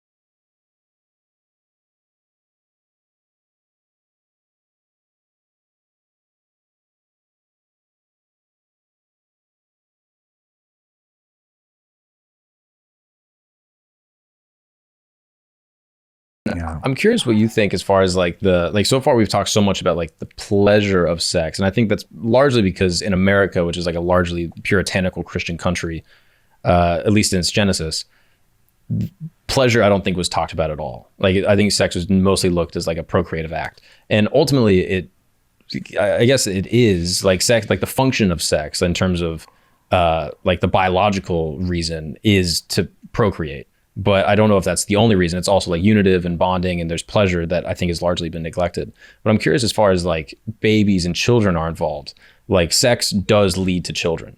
And so I'm curious as far as like monogamy and polyamory. I view monogamy as really beneficial for like raising children. And once children are involved in terms of just like rearing kids and like giving children like a, healthy, stable household, do you think polyamory can be disruptive to that? And do you have to like really work on polyamory as it relates to like raising kids? I think it's two different function, and it's even more challenging because the world have changed so much in the last 50 years, right? Like with birth control and with abortion, with condoms and the pill, and then dating apps. So we're not dealing with the same world that we had in the previous century or even like 50 years ago. It's so different that I don't think we have learned to adapt it. Like the consequences of being pregnant was so high back in the day, then you kind of have to guard this decision because it would be quite damaging, dangerous, of course, in so many ways. But that is no longer the world we live in, right? You could have a consequences-free casual hookup on a Saturday that means would do nothing to your life. So now you are giving this whole new set of environment and rules that wasn't previously available. So although a lot of tradition was built on that world that we no longer exist in.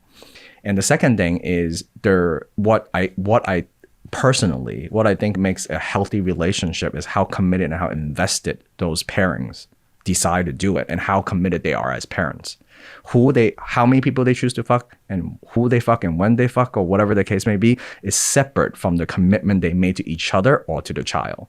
So I do think healthy family require a level of security, certainty, investment in it. And it is unhealthy to not make those investments for the species, right? Like as a society as a whole.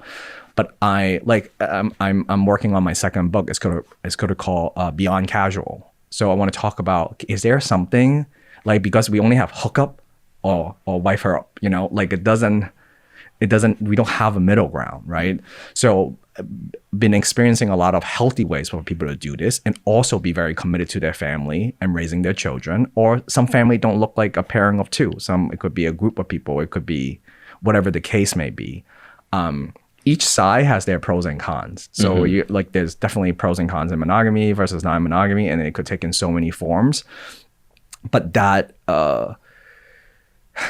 there is this idea that you have a relationship type too, from Dr. Jana as well. The relationship type really depends on your novelty drive. Like, how much shiny do you really need as a person? It's really hard for someone who have a very high novelty drive to only be monogamous. Right. So it's a roll of the dice of the personality as well. So I think different relationship structure works with different population depending on your temperament and how you relate to the world. But I don't think non-monogamy is bad for family by default. And I don't know if monogamy is the only way to have a good family, because there could definitely be a monogamous couple that have a really shitty family too. Yeah, of course. So that alone do not make it so. But I think the investment and the love and nurturing and security is what really does it. So yeah, and maybe some people can make it work. I just don't know enough, and it all is so new that I don't know if there is even any data to support it. But I guess non-monogamy in the sense that okay, we're married, or we're in some sort of stable relationship. We're raising a child together, like two people, and we're choosing to then have relationships on the side that are sexual. That seems like you could probably do that and raise a healthy family. But as soon as there's a third or a fourth parent that's involved in raising a kid, I'm curious if there's some societal detriment to having 4 parents for one kid. I don't know. I don't know if there's enough data or if there's enough people that have been raised by multiple parents. Most kids back in the day are raised by the village, right? There's sort of a more tribal setup until city was born. So there's sort of a group effort when it comes to raising children, that this idea of this nucleus family home in 1950 picket fence level is pretty American, right? And it's not a multi-generational household.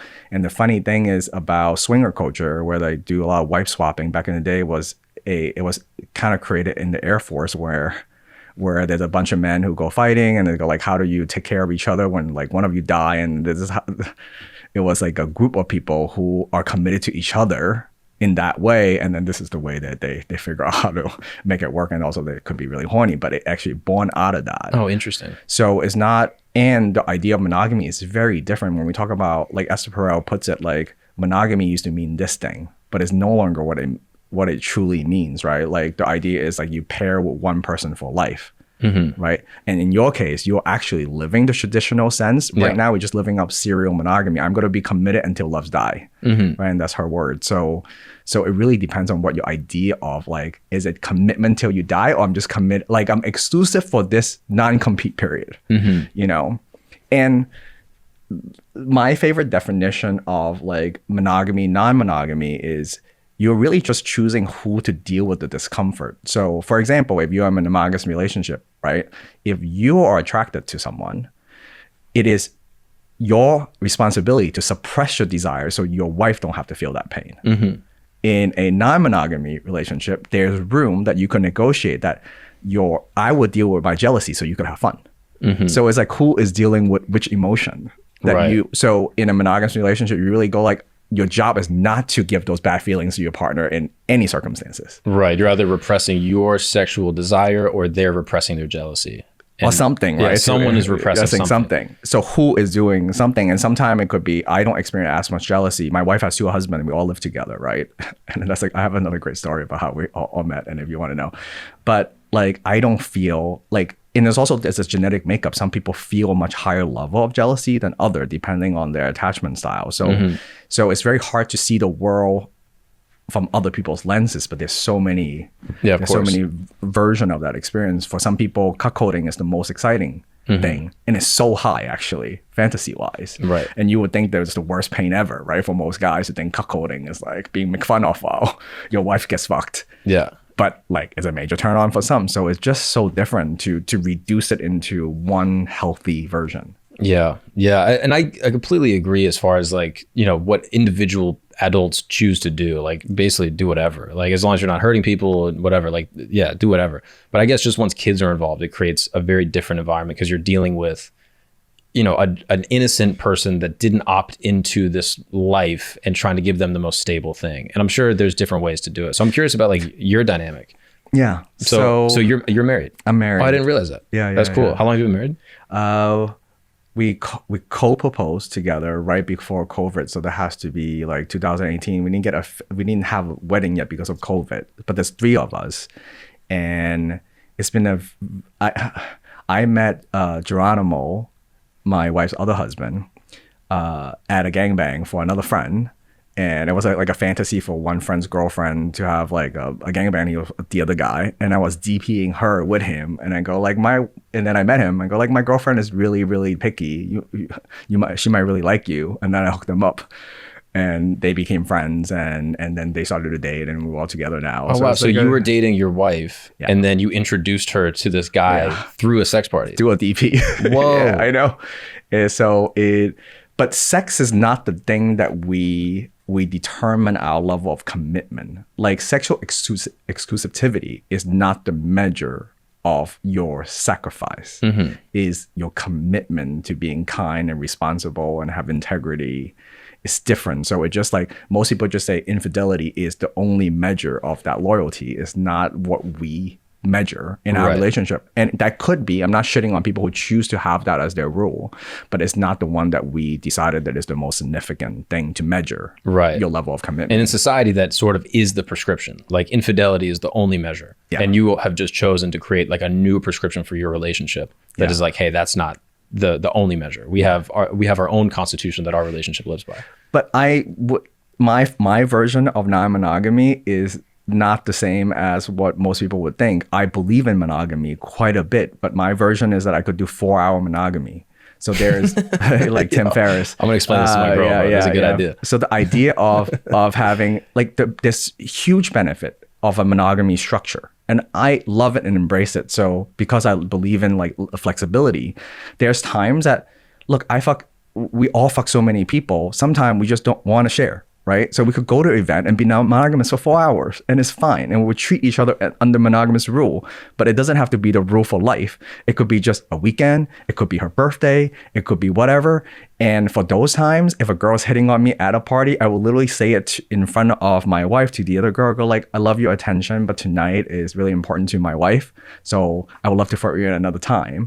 And it's really pleasurable for my wife to have some level of monogamy experience, the benefit of monogamy experience. So it could be a little bit flexible and people could be monogamish. They could be monogamous most of the time, but they could have tiny like hall pass and windows in order to have those desire met. So it doesn't have to be like so extreme lifetime, right? Monogamy. And it could be an option that if some people prefer. It doesn't have to be an orgy every weekend. There's so many versions of that could be created.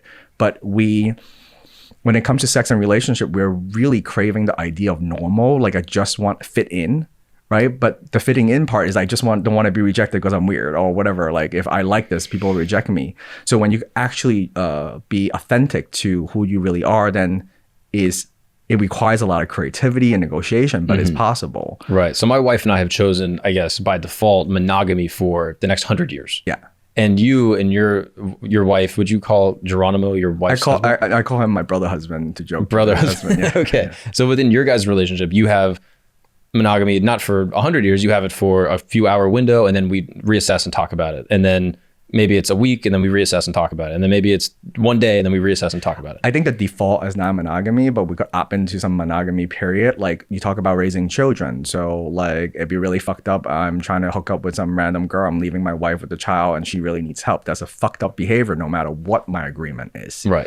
So for a period of time, people could choose to be more like less diversify is how I look at it. But it also has to come with time and commitment.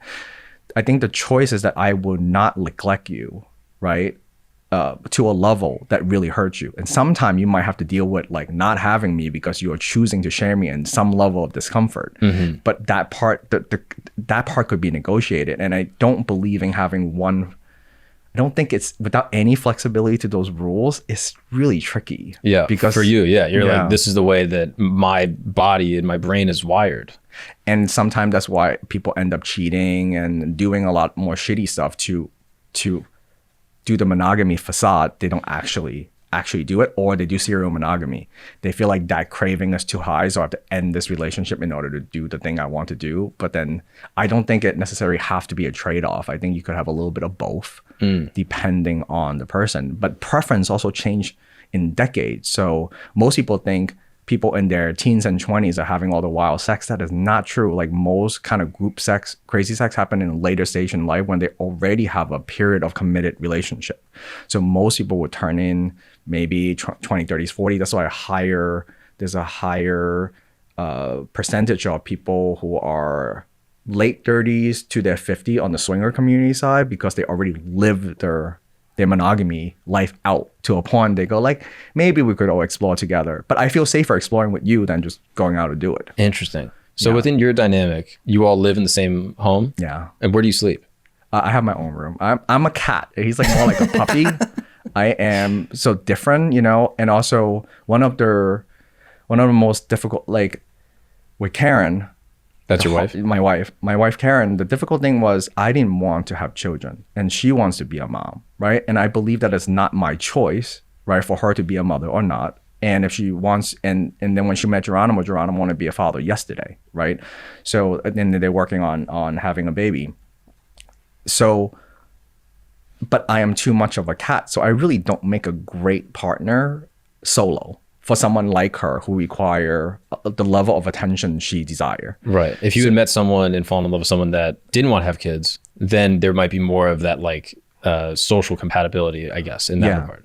So when most people look at us, they go like, why this like a weird setup and this weird dynamic? But ultimately, I think because of their desire, they're able to have, you know, the family that we all want, and she's able to have a cat and a dog, basically, right? Right. And she didn't have to choose. Yeah. Like, and I could be a cat, which is a really big benefit, because without Geronimo, I really have to repress a lot more cat-like behavior without his contribution. Interesting. Right? So had you been strictly, let's say this was 6 years ago, and you're in a strictly monogamous relationship, she would probably leave you to go be with someone to have a family, and then that would give you heartbreak and make you sad. Yeah. And it worked out because of the three people's pairing of our desire and our needs, right? Of course there is a compromise. It's not like a fairy tale story. We all like have to figure shit out. Of course. But it works out better in the long term because I could pursue my career the way that I am. And I would say my career is definitely my other relationship that I spend so much time doing. And I cannot pursue my career in the same level if it wasn't for Geronimo being there for all the times. And there's times that we work like it's like a teamwork kind of situation.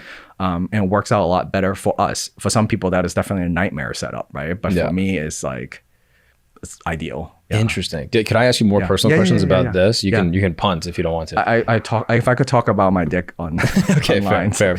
Okay, so you live in your own room, and then Karen and Geronimo have their room. Their room. Yeah. And did you and Karen ever have your own room before you met Geronimo? I have never lived together with Karen. It was never going to a preference of mine. I rather people stay at my house. The reason that I'm living at their house is that they just bought a house, and then I'm good at interior design and modeling stuff. So, and I'm also moving.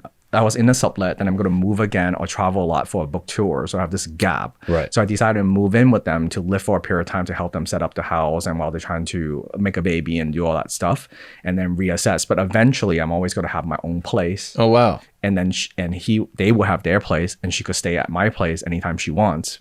Is my preferred setup. But also that might change too in the future. I might be in my 60s and go like, fuck this, I don't want to do this. I just live with them. So it's always, or I fall in love with having children that I might, right, with them. And then that might be something I desire. So I think because of my novelty drive, like my personality trait being that level of openness is tough, right? It's hard for me to go like this, it will be the setup for life. But generally that, you know, I could do anything for a period of time and see if I actually like it and don't like it. And then circumstances might change. And so then the romance and the sexuality within the individual relationship, like would you guys just all hang out and like watch a movie together? And then if she's interested in having sex, like proposition both of you, either of you? Like how does that work? So me and Geronimo are aromantic and asexual. Like we're not to each other. So we're not hooking up when we don't have a romance, like romantic love with each other, but we are like really like brother husband in that sense. And so there's no sexual relationship between you two? No, there's sometime we're having threesomes together because we just like having threesomes, right? Because we're into group sex, but that doesn't happen as often as people think that we all live together. She is the husband hoarder that have both of us, and she could rotate us as she please. It's more of our real life. Right. And then we also date and fuck other people. So it really depends. Yeah. And so are you able to bring a woman into the home? Yeah. And you just communicate that beforehand? Yeah. It's also, we do it at parties. So it's not a big deal of you wanting to play with other people. It's not like, it's no different than I'm playing cards with you. Like, it's an activity that we enjoy. Right. That I want to do with other people. And we don't have to lie about that desire, but it's also, we have to be respectful and just, kind of like negotiate and just talk about it. But it's not a crime, right, to do that or have that desire in the first place. But there's so much other outlets, so it's not like always like bring it home. It depends, but that's why I prefer to have my own place. Right. Yeah, because then it just makes that part a little easier for me. Yeah. And also back in the day, I live in the orgy house, right, where we throw the parties, and I sleep in the orgy bed, and like I live with 14 roommates, so it's a very different experience when I was like building that community and having like the bachelor life, to now like living them. And my next move, I really want to live alone for a period of time and travel a lot. Yeah. You would sleep in the orgy bed? Well, I share my room because I like building gigantic beds. And just I like engineering sex stuff, like just where people get the loop and where they throw all the garbage. Like I just see, like, it's how I see the world. So I built the whole, like, where there are 200 person sex party.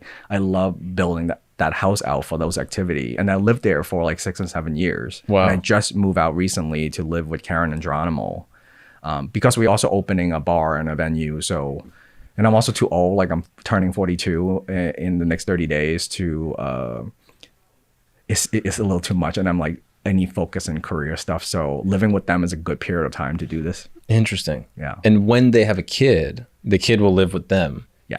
And then will you also take on parenting responsibility? Yes. So, and also we talk to others like psychiatrists and family, like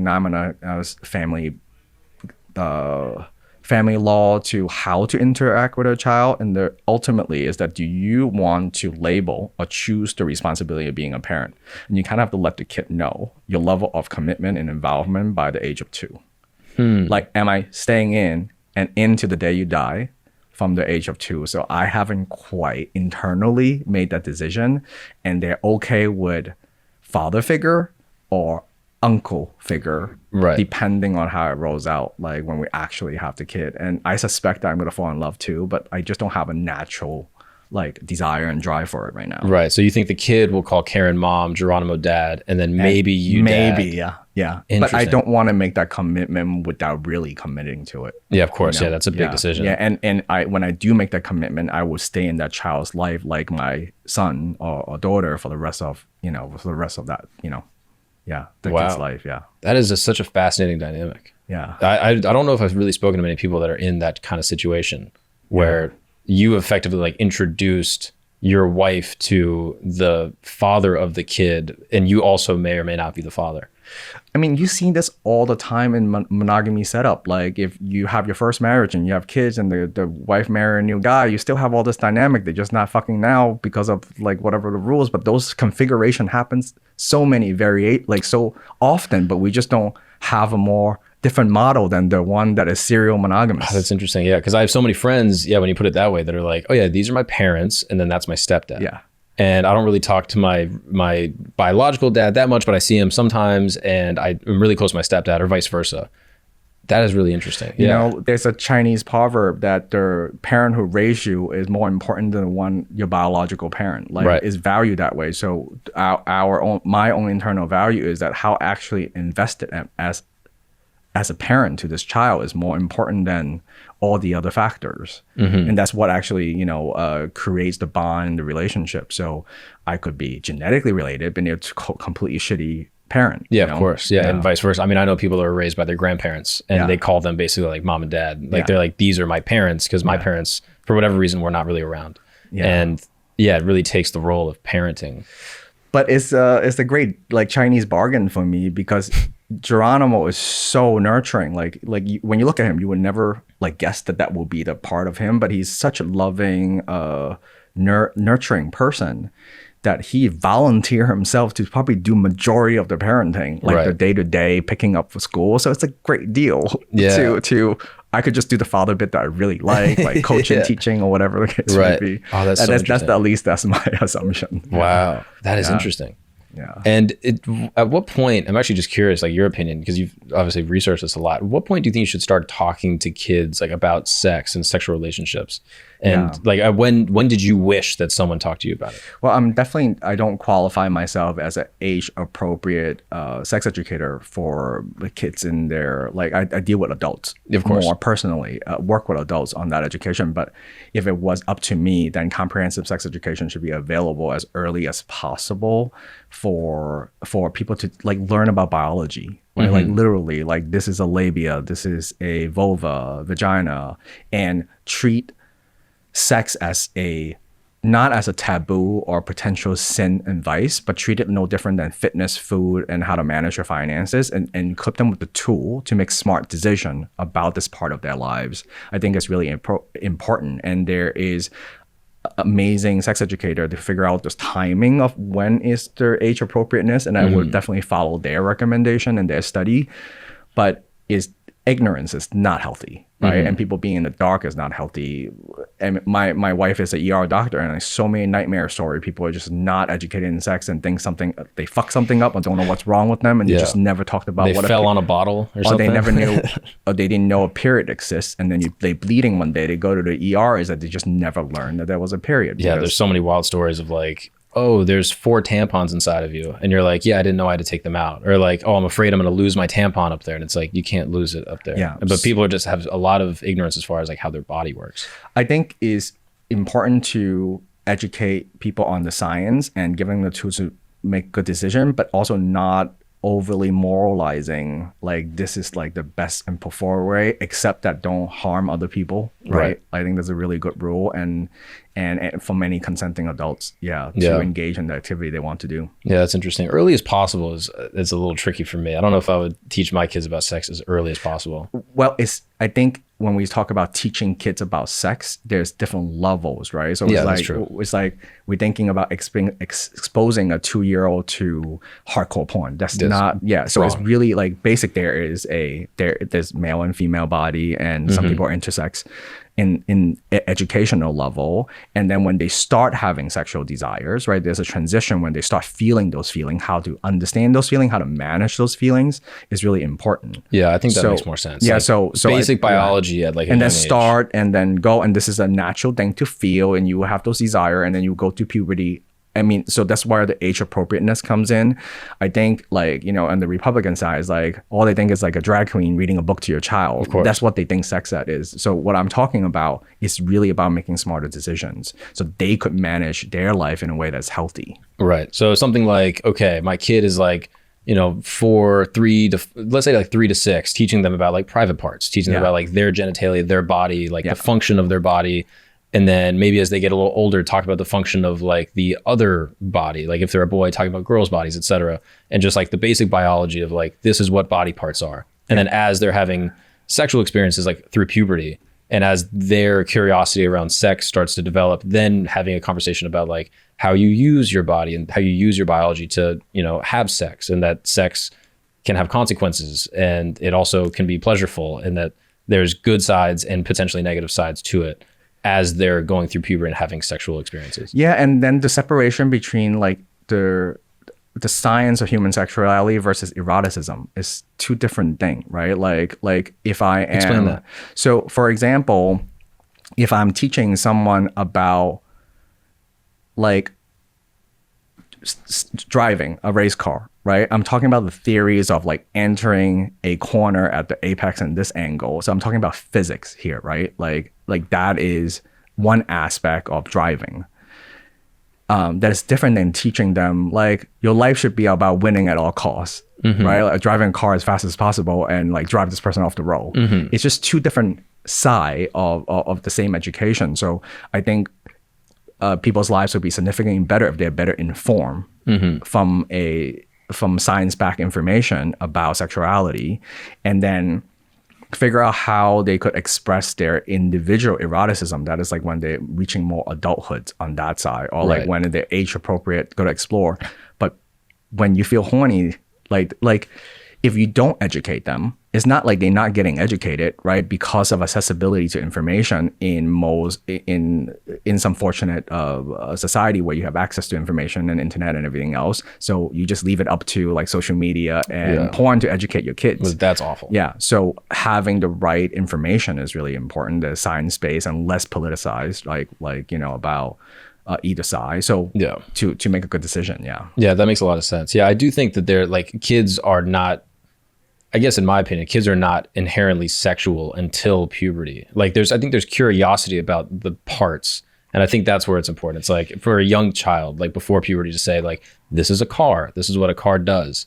And then when a kid is old enough, being like, okay, this is how you drive a car. Or like, this is like the different ways you can drive a car, things like that. Once they're ready to drive a car. And then, again, do not claim to be a doctor, not claiming to be an expert on TV about age-appropriate sex education. But if your 11-year-old, 12-year-old son, like I was remembering when you have your erection, like you go like, why am I hard all the time? And like, why am I so attracted forever? to those things? Did I break it? There's so many questions. To having another adult who was informed to talk to you about those things, so important. It's like, absolutely. And that doesn't really happen at all. Like I said before, I didn't learn any of this. Like everything I had to learn was like, I literally had a friend across the street that like was in public school and got like a sex education like book. And I was like 13, 14, like just going through puberty and had all these hormones and feelings and sexual emotions and desires, but didn't understand what to do. And I didn't really feel comfortable talking to anyone in my family about it. So I like went through this pamphlet that kind of was just like a very like medical description of like what sex is and how it works. And that actually was really helpful for me to understanding what it was. But I do wish there was someone I could ask. But I also think it's important to like let the kids' level of curiosity, obviously kids are different, and letting their level of curiosity drive the conversation rather than, and again, I don't have kids, so I don't know, but letting that level of curiosity drive the conversation rather than prematurely exposing a kid to something that might be too sexual that then could disrupt their sexual development. And when I was researching the book, one of my favorite sex researcher, Dr. James Fowles, talks a lot about their, like, if you think about any child developmental stage, there's definitely that stage where in a sexual development where you start like having the hormones, having those feelings, and the things that you experience and associate in that time kind of really imprint your sexuality for the rest of your life in a pretty significant way. So your first relationship with sex, your first experience with sex, what you taught about sex has real world consequences. So if that message is negative or is dirty or is sinful, it does have like that script we were talking about earlier will run for the rest of that person's life. I also work at a retreat called Back to the Body with my mentor, Pamela Madsen, where there's women flying all over the world. We run this centrist retreat where in places around the world where you have something called sexological body work. That's a bigger body, and I got certified with her, which is different education system. But anyway, they're having a hands-on experience with a practitioner. We're not having sex with them. We just like educate them and coaching them and touching them in a way that like teach them about pleasure and how to have more orgasm and feeling safer. And usually the people who are sexually repressed earlier or dealing with any sexual trauma, completely different respond, right, to the same exact situation. And it takes a lot of effort to unlock, like to remove some of those scripts from early childhood. And also, it also has to do with desire. Like, I don't know if you remember the first thing you ever seen or that movie and you go like, oh, you are like actually aroused. Yeah. And then someone then noticing what actually arouses you is also really, you don't really have that much choice in that one. Yeah, Topanga Lawrence, Boy Meets World. But it's also based on is that pairing, what turns you on, it just will be it's like association machine. So you're aroused, and what you see while you're being aroused will imprint what arouses you. So it's tricky, and some are not, like some are just like biological, like orientation a lot of times, or it's a combination of the two. But whatever that was pair at that time has such a big consequences the rest of your life. Yeah. So I'm curious, like, what you think of that as far as like sexual imprinting goes. Like, I don't know if this is true. You probably have more research than I do on this, but like, people will be drawn to like certain adult sexual proclivities based off of like, you know, events that happened in their childhood, or like, you know, even like traumas that they might experience like in, you know, late childhood, like early adolescence. And like, I've heard things like with like cuckoldry, for example, where like men will get off watching other men have sex with their wives or their girlfriends. And sometimes there's a humiliation element. I don't think that is inherent, but oftentimes there's a humiliation element. And I've heard from people that in those cases, it's possible that some of the men have experienced like infidelity, where like they maybe had like a prior girlfriend that cheated on them. And then this new experience is them able to sort of reclaim the trauma that happened to them in a controlled environment, where some trauma happened where someone cheated on them, and now they're able to experience that almost through like immersion, and they actually were aroused by it instead of traumatized. Have you heard that before? Or what are your thoughts on that? No, absolutely. It's a very complicated topic because like there always could be like team nature versus nurture. Like it's definitely a combination of both in my experience, but pleasure and fantasy has a unique way of twisting some of the tragedy and pain that people experience, like comic books and stories, that like my world sucks or the fantasy world is better. So because sexuality often it's leading us towards more of a fantasized world, right? So and it's also depends of the act that happened to you that you might like anyway, but it was just not consensual and you were violated and abused.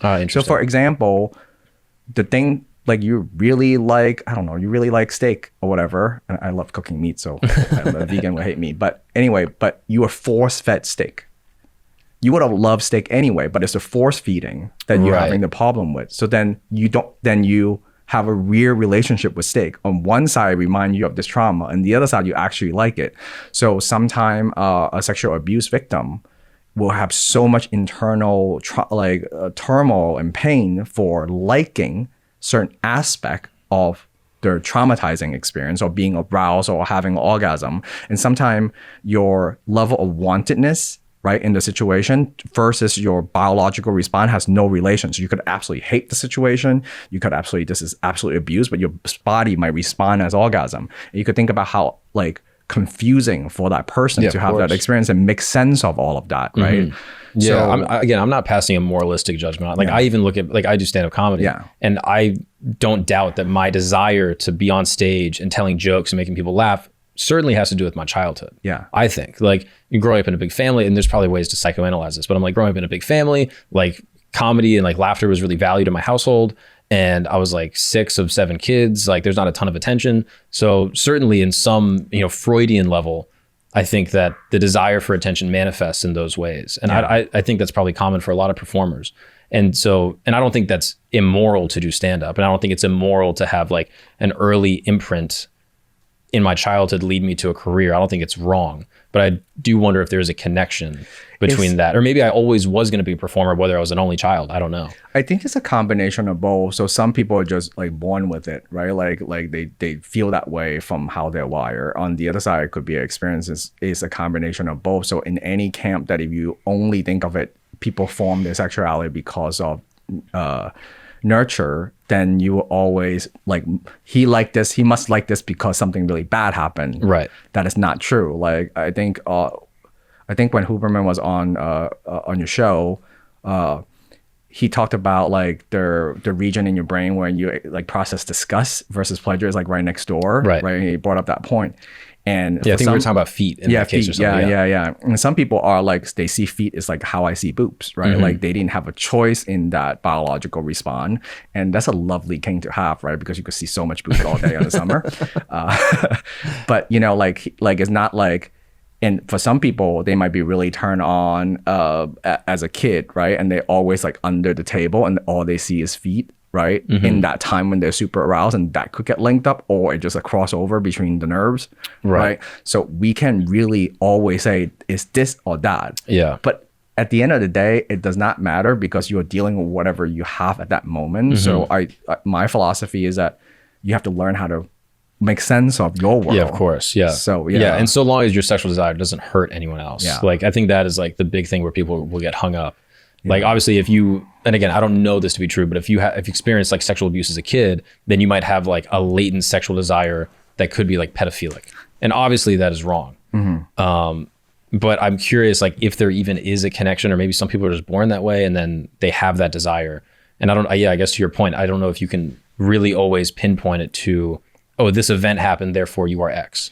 Yeah, both view is problematic if you only think is you're born with it, and the other side is like it's made from some tragedy. And sexuality is so diverse is the other thing that, and it's hard for people, we grasp that more in food. Like there's so many different cuisine around the world that we figure out how to eat, and taste preferences. Like some people like spicy, that like it will kill you. Yeah. You know, because of that, like, but we don't look at sexuality because we're trying to normalize it. Yeah. And I do think that, I think there's been such a long time of like sexuality being put into a small, finite little spectrum of what's allowed. And now there is a counterculture that's sort of opened up where it's like, no, there's other ways to look at it. I do think that sometimes people like conservatives will get hung up because they go like, well, where is the line? And I think for most people that I've talked to, like in the community, they're like, yeah, the line is pretty clear. Like, don't inflict pain on other people. Like, don't inflict pain on children. Like, don't inflict pain on someone else, like without consent, obviously. So like with the cuisine example, like, yeah, we all accept that there's a lot of cuisines, but then everyone accepts like, don't eat humans. You know, like cannibalism is wrong no matter where you are. But for some religions, eating pigs is like a complete total sin, right? For other people, they praise and have like holidays around it. Yeah, exactly. So it's just different, and also this version of sort of sexual belief in America is not there. It's like such a like small snippet of human history. You know what I mean? So if it's more of like a Christian base, more conservative perspective, it's relatively new to their entire history. Yeah, of course. Like Roman times are very different, you know, like how that is viewed versus today. So that's what's the fun part about it. It's quite flexible. Do you have hard lines like that you think all people within the sex community should abide by? Like I mentioned mine before. I'm curious if there's like an agreed upon one or if you have one specifically. Put other people's well-being above your desires. I think that's like the most important golden rule that I ever teach a bro. Like if you could actually exercise that makes you a man. That you will forgo your chances of getting laid for the sake of her wellness should be the base rule. Right. Not even the rule to achieve to. It's sort of the base requirement because you will want your sister, your wife, your cousin to be treated that way, right? Yeah, of course. So as long as the well-being part is taken care of, then it's like should be negotiated, you know? Yeah, absolutely. Between consenting adults. Yeah, and especially within like BDSM or like people that might have like rape fantasies or things like that I think the average person might see as like kind of extreme. I think people will get those things crossed up where they're like, oh, this person has this fantasy, so therefore I can do it. And it's like, well, no, because then you're putting your desire above their well-being. So there still needs to be a conversation and consent even within those fantasies. I think people sometimes have a hard time with that. And those fantasies is somewhat common. And on top of it is kinksters have developed such beautiful, comprehensive protocols to how to do that safely in a way that serves, you know, both party. So it's not like we haven't found ways to like sex hacks that really works. You know, if you're into this is how you do it safely. Right. You know, or more, for more fun. And it's been through so many trial and error that is pretty, like the rules, the protocols are pretty good. Systematized and they're healthy. So there is things to learn. And you know, when like people, sometimes when they introduce me, they're like, oh, they introduce me from GQ because I use that line all the time, like the greatest sex hacker from GQ. But most people misinterpret the idea of a sex hacker. They just think I'm like hacking to your phone to see your booby pictures or whatever the case may be. Yeah, that's a tricky word. Yeah, a tricky word. But sex hacking been around forever. Like you think about like Kama Sutra to like Taoist tradition when it comes to sex, to shibari art from Japan, to there is in the Victorian era when they invented the vibrator, to birth control. So there's different methods and ideas that people have elevated the experience of sex, you know. So I just love collecting like the best stuff that actually work, and also use modern science to invent some. But there's so many try and true amazing way to make that experience better. So like I I use all those sound bites all the time, but we're all born hungry, but not everyone's know how to cook. And there's so many recipes that have been developed for so long, but we just decided that there's like, oh, I'm just going to go all instinct on this one, you know? Yeah. Yeah, that's interesting. I'm curious, do you know what the original like purpose of the Kama Sutra was? Like, I always see that and it's like crazy sex positions, but like, was there a function like back in the day for that book specifically? For the Tantra side is really more of, I don't want to oversimplify it, I might butcher their idea, but it's really about embodiment and your connection to allowing the relationship with pleasure and experiencing pleasure in your life and your body. And what I found with sexuality that is so beautiful is that it does actually engages all your senses, and it does, if you having good sex, it really put you in a state of mind that is really unique. That is, otherwise, if people are kind of chasing the same experience doing drugs, right? But you could put yourself in that state where it's extremely pleasurable, you are extremely like engaged and embody, and it's a very useful way to learn how to like train your mind and your body. I think I wrote in the book about like, I think fighters are really good in sex and especially like combat sport fighter. And the reason being is that you would think that like fighting is about violence, right? Like you just like being aggressive and punching, but it's really about having voluntary control in a state where you're really excited. So you can't be too excited, too angry, and you cannot be too sleepy and too relaxed. So you have to find this yin and yang balance of navigating that state where you could make smart decision from your subconscious. And you're able to tap into that, and that's what makes a good lover. They already drilled it enough that they're not actually thinking while they're doing it, but like the things are working through them, but they're managing their state. Interesting. Yeah, it's that balance you were talking about, where it's like kindness, gentleness, but also assertiveness, and when to do those things. And if you're able to subconsciously know that, that's where you're great in anything. Like that's where like the perfect athlete knows exactly, like a football player knows exactly how fast I have to run in order to catch the ball that's flying. Like there's all these like triangulations of that exact thing, and you've done it long enough that it's just completely subconscious. Yeah. And it's, you know, like it's such a beautiful blend when you're able to do those things simultaneously, or like blend them together. So you could say something to a girl in the most assertive, demanding voice, but if what you say is that, look, listen, I need you to speak up whenever you feel uncomfortable or don't want to do something. Do you understand? So you could say the nicest thing in that tone that is such a turn on.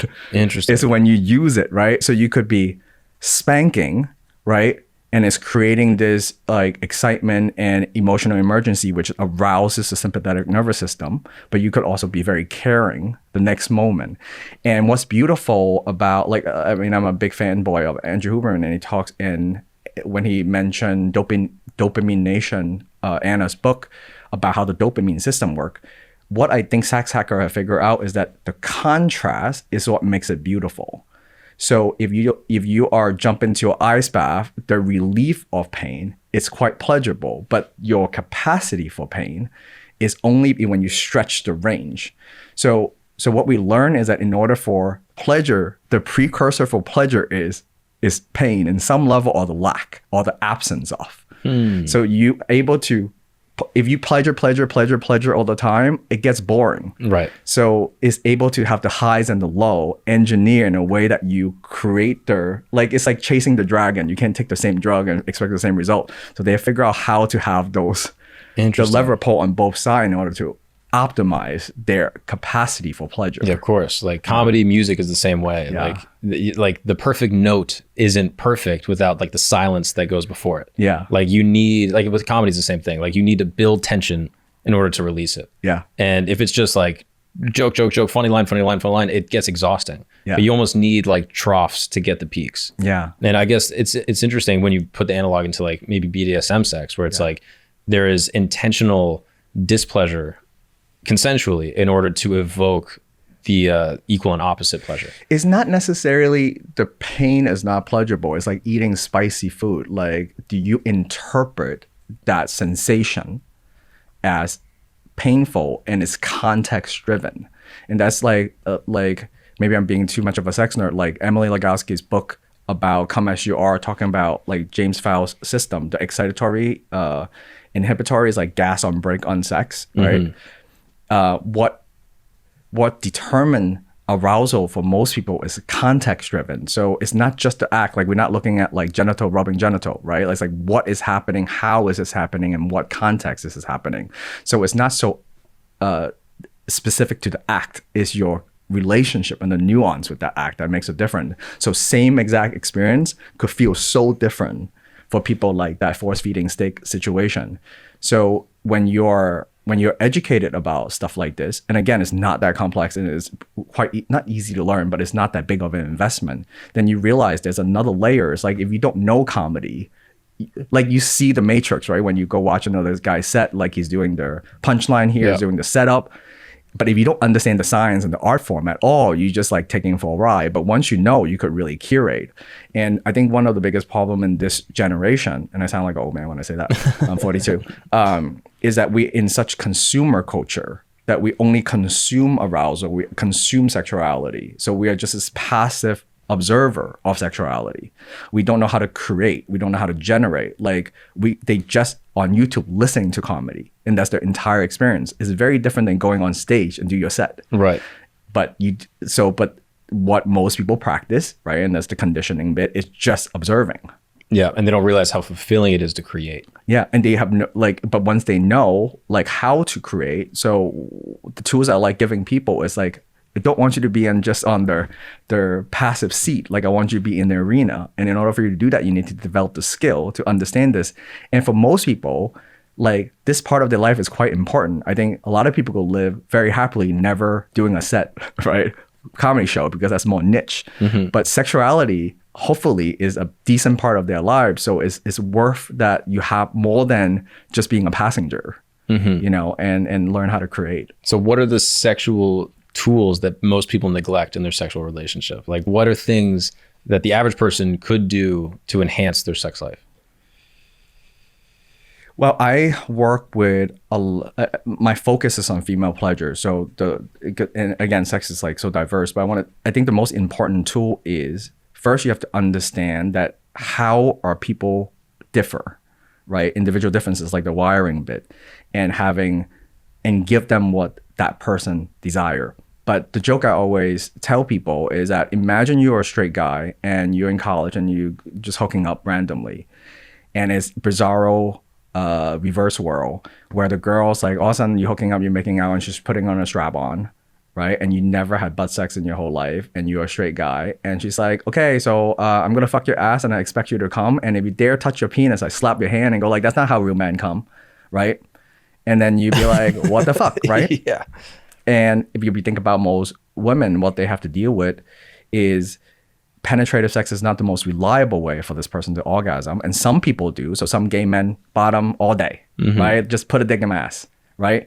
But if you're wired on the other side, like most human, the external gland, like the clitoris and the head of the penis, same. So we actually all born with a clitoris that turns into a penis. But imagine you shame, like your partner shame you for touching your penis to get good sex. So touch the goddamn clit, for God's sake, is very, very important. The other thing is how they decide, how they prefer that touch might varies, but once you find it, just stay consistent. That's the other thing, is like rhythmic motion, and to get your body, your brain into the state called entrainment is where orgasm kind of happen, like in this float state. So the most annoying thing is the interruption when you get it. And it is a predictable error that when you see a girl responding, you go like, this is where it busts out the next move. Whatever move is working, just keep doing it, would be my biggest tip, you know, to touch that. And also ask the person, like, what is the most reliable way for you to come? And that's how this person had practice and wire most of the time. And so you go to the lowest hanging fruit first. Like, this is how this person come most of the time, or not. Like some people are having a hard time orgasm, period. And then after you learn the more reliable stuff, the predictable, then you could daisy chain other experiences, and you could teach your body new way to have orgasm. So for example, one of the ways that I teach people how to learn how to have orgasm from different stimulation. So the most popular is like how to get from like internal sensation of fucking. So the way to do it is use the most reliable way for that person to come, edge them, as in don't let them orgasm So have a couple of warm-up orgasm, so it's relaxed. And for most females, it's quite easy. The majority could a smaller refractory period. But what you do is you want to edge that person. Maybe it's a vibrator, maybe it's your finger, maybe it's your tongue. Get them as close as possible. Don't orgasm. Introduce the other stimulation simultaneously and just keep reducing the most reliable. You know, when you're about to come, everything feels amazing. Get to that state and then wire a new sensation to that state. Then your brain will create that connection that I could come this way, right? To a different nerve ending, to a different set of nerves. And then the brain learn, oh, I could come that way too. But it requires a level of training and intention to reach a different part of your body to associate it with sexual sensation. And I talk about prostate a lot. Like I don't, a lot of straight men would think, oh, if I have any butt sex, that makes me feel gay and all that stuff. And no matter how straight you are in your entire life, I think it's really important for any man to play with their prostate for one reason. I don't know, Kenneth. No, and I'm going to try to at least a couple of times for this one reason. And I don't mean by being pegged. I think you should do it yourself, not with other people, but to understand what internal sensation feels like for the other person is really important, because you cannot relate until you understand that when you're fucking her, right, her G-spot or cervix is very similar to that sensation. And then when you only would develop empathy, real kind of empathy, when you have that internal sensation yourself. And the other side is that, like, for people, for male body, you don't know what it's like to have a multiple orgasm until you experience one. And you cannot relate until you understand that you actually have there's more ways than two. But like for your prostate to have an orgasm, it's a completely different sensation. It's like more radiating full body, more relaxed into it. So one hack that I teach a lot of guys is that same thing. They try to masturbate with their penis. They don't know how to do it they have a lot of practice. Edge themselves and then stimulate their prostate and don't let their penis come, right? I know it sounds crazy. And as soon as they have a prostate orgasm and they keep stroking the head of their cock, they will have a penile orgasm back to back from their prostate to their penis. And then they will understand the science that you could have this experience of like having two orgasms, different nerve ending, and they could be blended. They could have it together. Whoa. But it's two separate experiences. And until they know, they don't know. And they would never fuck anyone the same way again once they know. Bro. I mean, that's kind of a big ask that you got to explain to your girl. Yeah. I'm fingering my ass for you. Okay. I'm banging myself to understand how you feel. She's like, what? Yeah. You'd be surprised on how it changes your perspective, because I don't look at which part of your body touching does not represent your sexual orientation. But the distinction is, from like a nerd science perspective, is that you understand how those wirings are actually wired and what that person actually feel. Whoa. It might not be exactly like you, but once you do, you're more likely to give her a internal orgasm if that's what you both are into, by that understanding. Right. So if you don't know, it's like you are a vegetarian chef who never tastes meat. Yeah. Like you don't have to eat it all the time, but you kind of have to know like what it tastes like. It's a big ask though. Yeah. That's a big ask. I know. Well, we'll see how many men will be like, all right, I'll give it a shot. But maybe more than I know. Yeah. I don't know. I don't think I'm at that level. That's but, why? If you don't mind me I don't know. It just seems it seems very strange to me. Like for me to do it to myself, at least. Like that idea would make me feel vulnerable, I think. It is quite vulnerable, and I understand, and I think there's a lot of stigma of that idea, like if you're into that sensation. But I like how Laurie Mintz talks about their pleasure gap. Like most men would die perfectly happy without ever having an internal orgasm or prostate orgasm. You would agree with that statement, right? Yeah, I think I might. And they won't like cry in their deathbed about it, right? Yeah. Now imagine you have that same expectation for your female partner. Like she's not a real woman until she could have an orgasm from penetration, right? So I think that is that's where it's like gets as a hypocritical behavior, right? Because of that. So ultimately, I just want men to understand it doesn't matter if she come like how you come, which is touching the head of the clit or the penis, or she prefers internal, or she prefers both. But all preference is legit. The hypocrisy makes sense. Yeah. A guy that's like, I don't even know, maybe there are guys that are fucking idiots that are like, oh, you didn't come from my dick, like you're not a real girl. Like, I mean, that's stupid. Overemphasizing that is quite problematic, and also it creates a world where like straight women are have the least satisfaction when it comes to sex, both hookup and long-term relationship. Yeah, of course. Because of that. Yeah, that makes complete sense. Yeah, I mean, I always thought it was crazy that girls would just hook up like one-offs, like in college. I'm like, what are you getting out of this? Like, he's coming, you're not. Like, you almost never come in a hookup. Like the girls I knew in college, like they were like, yeah, it never happens. I'm like, what are you doing this for? Like there's a distorted risk. Like you're like going home with a random guy to not come. I'm like, dude, that does not seem worth it to me. Yeah, and people have sex for different reasons. Sometimes it's about connection, getting to know people. Sometimes it's like being a star fucker. Like I got this person into bed, and there's so many reasons. But what I'm trying to create is a world where if most women, even in the most casual of hookup in a straight women's context, they're having the best sex of their lives. Right. They're just more likely to have more sex. And and for selfish reason, if you want more people to have more sex, it's like making sure their sex is good is a great idea. Yeah. So if there's more men out there contributing to their better sex equation, then the women want to go out there and have more sex. Then everybody wins. Yeah, of course. Yeah, that's a good example. Yeah. So I'm gonna read the book. Yeah. And then I'm gonna fully understand, I think, what you're saying about banging my own asshole. Yeah. I'm gonna check it out. Obviously, this is beyond satisfied. Yeah. It seems thick, I'll be honest.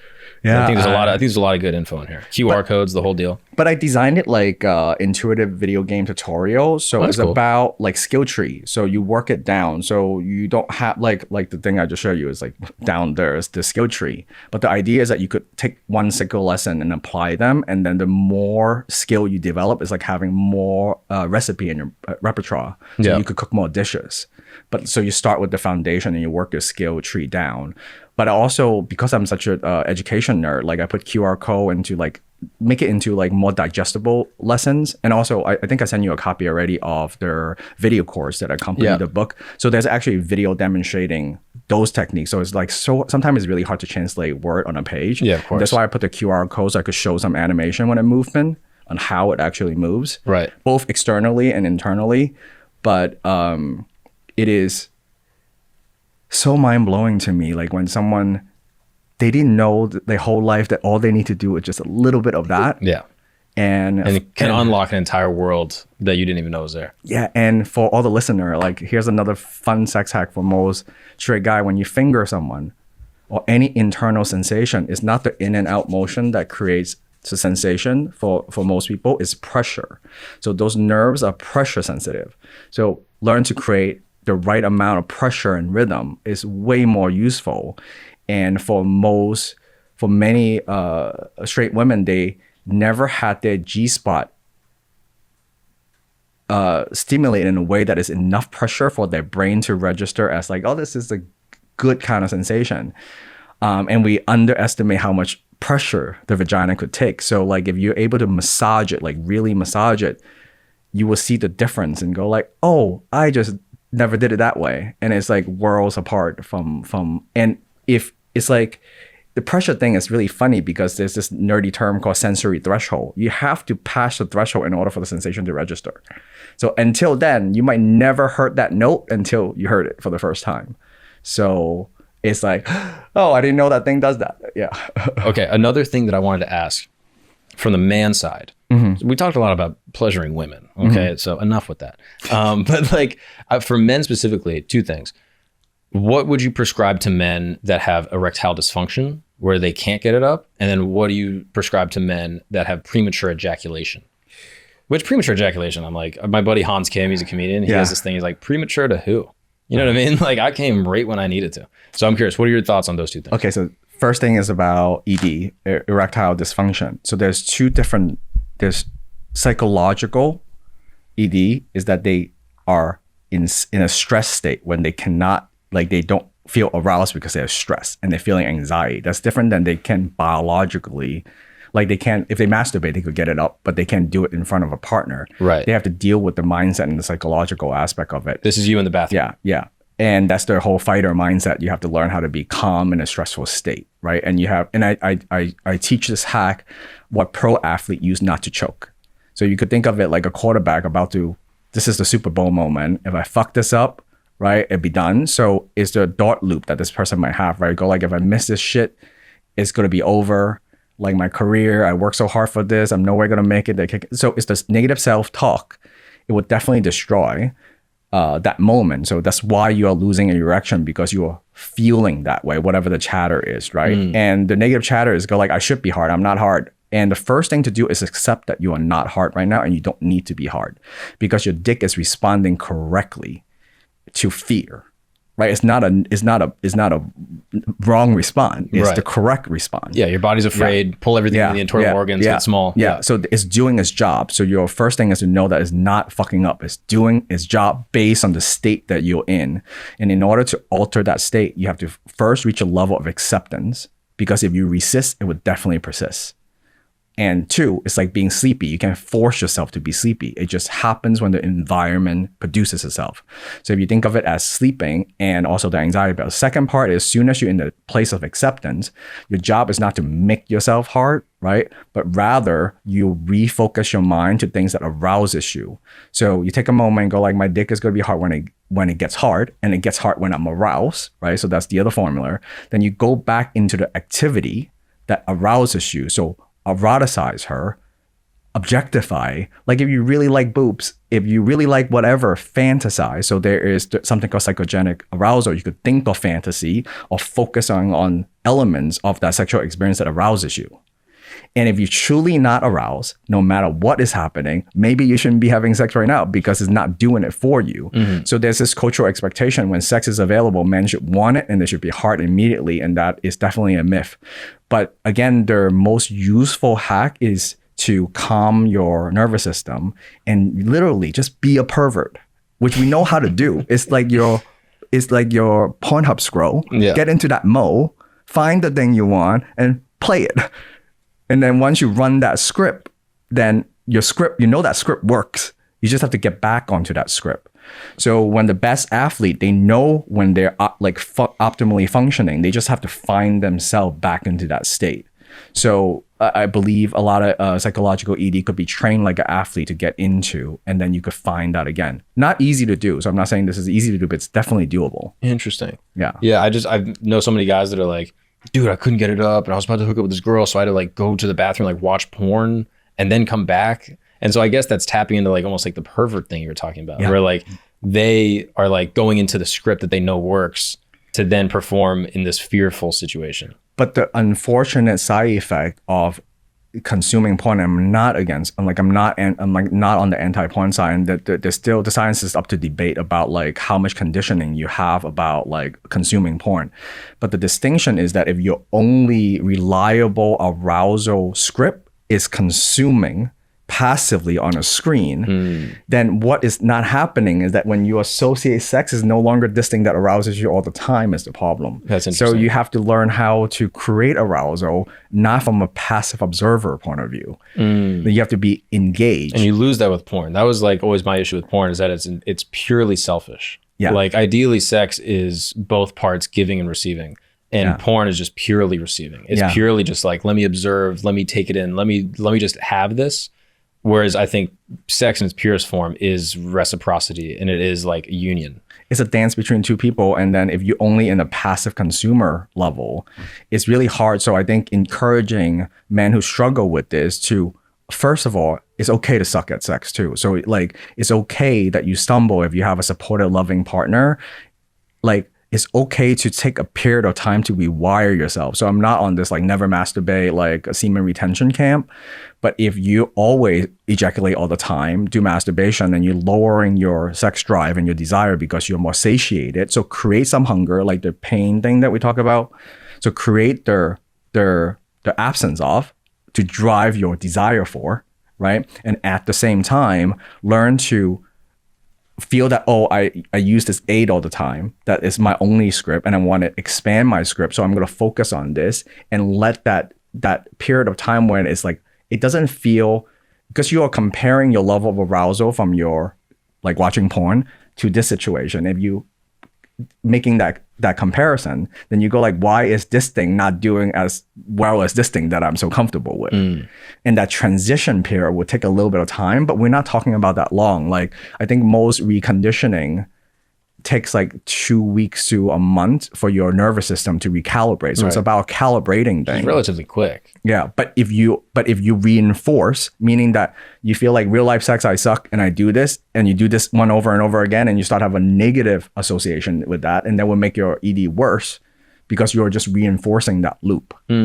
So it takes a little bit of time. Like if you never worked out in your life and you hate working out, you have to go to the gym in the beginning, not kill yourself, but like get into the rhythm of it.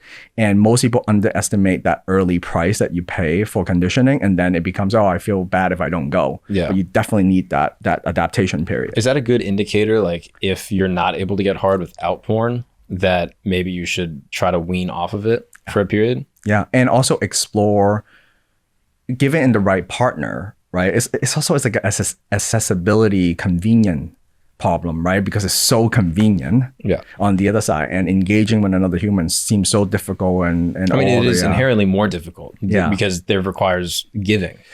And ultimately, I think it depends on that person. How would you want your sex life to be? You could have reliable, great Pornhub sex on your phone all day, every day. And if you want partner sex or engaging in real sex, if you value that, then invest in the training and the conditioning it would take you to find, like, to develop that arousal. Yeah. Do you think the accessibility of porn has partially led to the decrease in sex that young people are having? I don't know if they have a study that truly proved that is a causality of those two, but I suspect that it definitely has an impact because of the convenient factor. Yeah. Like if you feel the need, but you could order it, like people cook less because they could order food. Yeah, exactly. I think that correlation is very, very possible. But it's like Michael Port wrote this book about cooking, like selling people on the act of cooking. I think is really important. Just selling people, go, for God's sake, like have the other version too. Yeah. And find the joy in creating. Like I think that's the biggest thing. Like, and I completely get it. If you're like 18-year-old kid, you're in college, something, and you can either go to a bar or a club or go to a thing, try to meet someone, try to flirt with them, get rejected maybe there's a spark, maybe you guys can hook up and have sex. That process is 1,000 times harder than opening your phone. Yeah, but the surprising thing is when you're good in bed, it really changes everything. There is, like when you're a good comedian, you walk into a comedy club, there's a swagger about you that it's different. Yeah. So I think the struggle is only if you don't invest in your ability. But if you're good in bed, you just don't have the same level of anxiety going into the situation, and your confidence comes from a level of competence, right? That it's not like you fake it till you make it kind of thing. When you have it, it's so accessible because it's such a lack in the marketplace. Like it's so rare for straight guys to be good in bed. And if you're good, and if you live in my world, I get tons of referral sex because of it.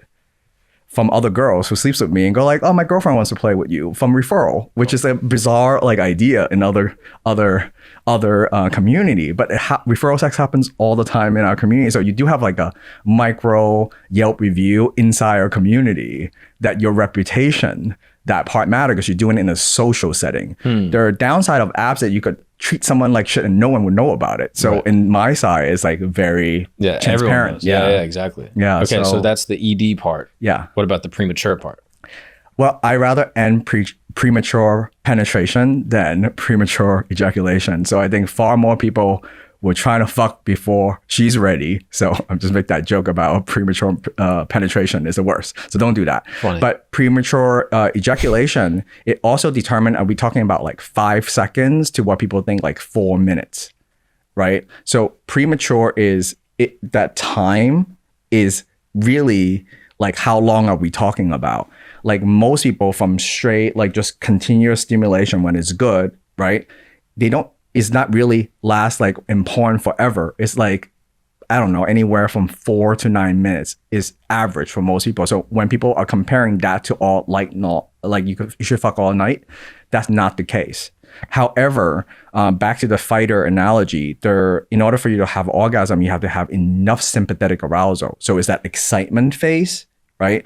That you could learn how to manage how much of that excitement builds in your body. So my own coach, Dustin Garrick, who wrote Evolve Masculine, has this amazing program to teach people how to manage the amount of arousal so they could last longer. Meaning, you reach your tipping point, you could slow down the way you reach your tipping point. And I want to separate the idea of climax. So when you reach a tipping point, you reach a point of no return and then you just have an orgasm, right? The subjective experience of having pleasure and orgasm could be elevated by the amount of excitement and sensation that you could hold in your body without tipping over.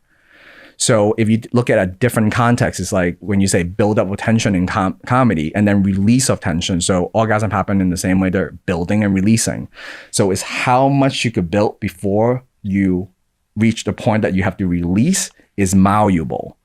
But the difference is we are all born with a different level of excitatory inhibitory system, where you talk about the gas and brake. For some people, they have no brake and their gas just like once they push, they redlining immediately. So they might reach that threshold much earlier, right? Some people have their brakes are always on and they can't even get turned on, and their accelerator is so slow that it takes them forever. So those people, you have to like train it in reverse. But we're all born with that system. The inhibitory excitatory that's a roll of a dice. But it's really fucked up to shame men who just happen to have a like higher accelerator and no brakes. Like in women, we celebrate the shit out of them because they come like if you sneeze, right? They come over and over again because they're born with that nervous system in the right body, right? But for men, if you have that system right now, then you're ashamed because you cannot last. You make fun of that guy. And also but we also never give men the tools to understand those experiences. Like you feel it when you are getting there. And if you are not conscious, meaning you're not paying attention. So it's really good to be in body when you are absorbed in your experience. But when you could be a observer of your experience and you could go like, oh, this is where I need to slow down, or this is where I need to take a breath, or this is where I need to like, and this is how energy, I actually don't love those terms, but like when you feel the energy building in your body or the sensation building in your body, the default involuntary response is to build and contract, right? To create more tension. So you reach the point of release. What men don't realize is that you could learn to relax when your body default system is conditioned to contract.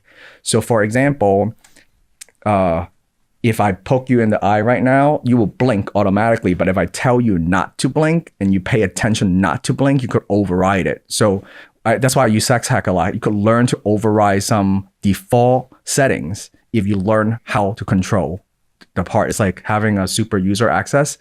So, but those hacks works when you realize there is another, like a thing that you can control from those experiences. So so the key is actually relax more, right? And accept everything and chase nothing is like very fighting philosophy, but you could learn to have ejaculatory choice if you train it. And I have seen men who suffer that their entire life, who worked on it, and it's not easy. Like with Dustin Garrick's group, like I'm mind blown. Fortunately, I don't suffer from like dealing with like coming too early for most of my life. Is not a struggle for me, but I have seen men like it's devastating for them, right? To disappoint their partner and then realize they could actually train it to a point they could choose to come when they want to come. And I think that skill is definitely workable and you could develop it. So, and humans been doing it for centuries, on how to do those things. So you could adapt some of the ancient technique to like mix it with a little bit of modern science. And it works really well, but it's not a small investment when it comes to male sexuality. Because the only downside is that because when we do ejaculate, the prolactin release in our brain is basically where we have to, it's game over for now, for this moment. Yeah. So you could still actually have orgasm without the ejaculation part. So you have to learn to separate the ejaculation from their subjective experience of an orgasm. So you could learn to not trigger their and then also have an orgasm. So there's guys who learn to have multiple orgasms, not with their prostate thing. Maybe that's too fancy, too fabulous. But you could learn to separate them. And it took a long time for me to learn to have the early stage of that. So it's a challenge, but it's definitely doable. Yeah, it seems like a lot of mindfulness. I feel like you're almost speaking like meditative terms. Yes. So that's why all the tantra and all their like look a little new agey for that bit, but there's a level of relaxation and control, and like when you're trying to regulate something, like you would start to understand like when you're trying to inhibit something, right? Versus you're trying to get it more exciting. If you don't understand the gas and the brake, you're just kind of like in the back seat. That's the problem, right? Yeah, you're just along for the ride. But as soon as you know how those two pedals work, right, then you could play around and you could have just enough, you know? And I feel like that's like what most animals do. Like you watch like animals have sex on like National Geographic or Discovery Channel, like they're just going 20 seconds, boom, they're running away. Like it's very much like a primal, like your body's just naturally doing that. Yeah. Whereas we have the consciousness and the mindfulness to sort of separate that behavior and sort of suppress it. Yeah. What is the best thing for relaxing? Like if a dude's listening, he's like, okay, how do I relax? Is it like breathing? Is it just like mindfulness? Like, is it, what could you do? I mean, breath is so classical, right? Because you could pay attention to the sensation of breath going in and out. But more importantly, you have to, so there's this term, science term called interoception. I think Huberman talked about it too. It's like everything inside your skin. You're feeling the sensation of your own body. So if you close your eyes right now and you pay attention to the tingling sensation on your calves, it has been there this entire time. But we haven't put any of our bandwidth into that particular place on our body. The second thing is that relaxation is a skill. So you literally see if you could relax your lower back a little bit more. And then you would start to notice, oh, I tense this way, and this is what it feels like to relax. So you don't have a certain awareness of when things are contracting. And when you start masturbating and you pay attention, you go like, oh, I do this thing all the time. Or I do this thing all the time. And you go like, if I learn when that involuntary thing is happening and you could learn to override it, then you gain voluntary control. So it's just really about manipulating something involuntary into voluntary. Do you meditate a lot? I wish I meditate more, and I find that I find flow state in doing like sex stuff or like varied things that require all my concentration. The easiest hack for me to do, like get into a meditative state, but it's definitely usually is not sitting there observing nothing. Is being really intensely focused on whatever a activity is my preference. Yeah, I've heard that from a few people. Like I always say that's why I like motorcycles. It's like I drive a bike and I like it for the reason that it requires all of my focus. You don't have a choice. It is like life or death. If I'm thinking about something else, if I'm checking my phone, that could be my life. That's the exact skill when you know how you got into that state, right? And then you know the importance of getting in the state. So if you learn whatever that, when in sex, if you learn to tap into that, right? But you also have to like have the mindset go like, this is dangerous. I need to do this. So you have to like, it's a mind trick. On a motorcycle, it's more real, right? It's like happening right now. So you just could learn to like tap into that with or without you being on the bike is the key. Interesting. And your Vice documentary, I thought was very cool. It came out fairly recently, like last couple months. The whole focus on it was squirting. That's the whole thing. So do you teach classes for this? That's how I actually became a sex educator. I was like upset. Can I tell you a quick funny story? Please, So I was at a party, right? And I was still sexually insecure at the time, but I was like trying to navigate and learning. Then I saw this guy in the corner of the room, right? And this like beautiful woman lining up with him, like crazy line. I'm like, what is happening? And then I see a bunch of girls squirting and like having orgasm. And I'm like, no way. And I look at that guy. It's like, he's not that hot. Dick is no bigger than mine, and he's no billionaire. Like, what is happening?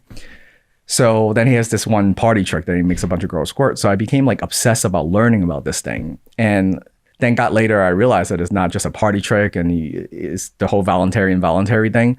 But ultimately what I realized in that moment is a skill thing when it comes to like those things. So I got so deep in that rabbit hole, I became the expert on like deconstructing all the squirting technique that I ever saw. And then I study it like a scientist. I go like, this is the most reliable. This is what is required.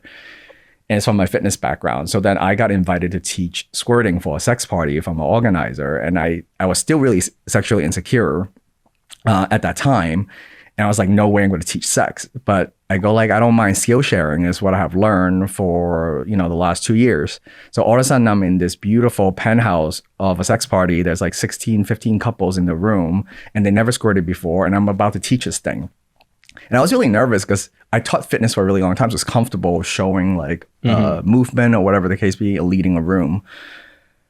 But I didn't realize that I could get into group flow with a bunch of people where I could synchronize their experience. Like when you go to a wave or like a festival, you could just get into the same beat with arousal as well. And all of a sudden I have a room of people where I'm like coaching them the technique and adjusting everybody like a yoga class. And then all of a sudden 15 people were squirting for the first time, like the Bellagio in a penthouse hotel. And I just had an epiphany at that moment, go like, wow, I didn't know that I could teach this. I didn't know that it's that effective that quickly. And then I love teaching fitness, but it takes fucking forever to get any results. So that's when my career was born. And since then, because it's how like over glorify on porn and the internet, but I love teaching squirting for a couple of reasons. One, I get to talk about sex myths. Like, here's the real science. Here's all the bullshit. Yep, it is pee. Yeah. So you have the people think it's only pee in that cam, and then other signs, the ski gland, and then their bladder being filled up with liquid faster.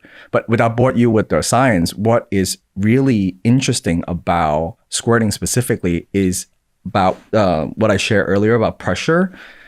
Is dialing enough pressure and enough speed and also stimulating the clit and the G-spot at the same time. That is a really good lesson for the person who's providing the pleasure. And then the other side is that on the receiving end, right? Remember, it's all context driven into what we feel. So in order for that sensation to feel good to people's body, they have to be in this receptive, relaxed, trusting state where they're allowing their body to do what it wants to do. So the lesson for the receiver is to not to control, right? And or control something else. So for example, when you feel that squirting sensation, which a lot of women have felt in their life, right? But what they associate that feeling is, I'm going to pee on my partner. So what they subconsciously do is that they hold it, right? Because they feel the embarrassment of, I don't want to pee on my partner, or whatever the case may be, whatever their association is. And that inhibitory behavior is what prevents them from having orgasm and pleasure in the first place. So my goal when I teach squirting is to teaching people how to relax those pelvic floor muscle or bear down a little bit to go with it in order for that sensation to be registered as pleasure, and it could build up to orgasm. So I could coach two people at the same time on like many important lessons. So one is like biomechanic, don't get your hand all burnt out.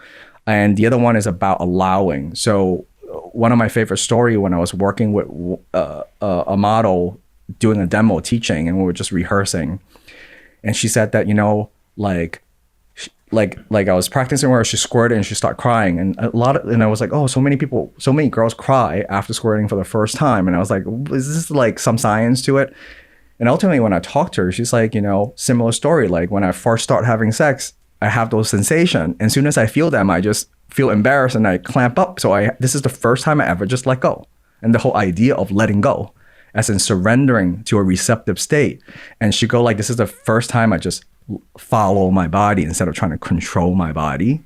And she's like, it feels really good to trust my own body is the lessons for her. And interesting. So is this crying like just the release of tears, or are they actually like crying because they just accepted their body? Wow. I think that is, I mean, obviously I don't live in their body, so I can't say for sure, but it's a relief that you no longer have to hold your fart, right? Yeah. Like kind of fucking. Yeah, I've cried about that. Yeah. So like letting go and surrendering, it's not even about the other person, right? It's about like I don't want to feel embarrassed or shame.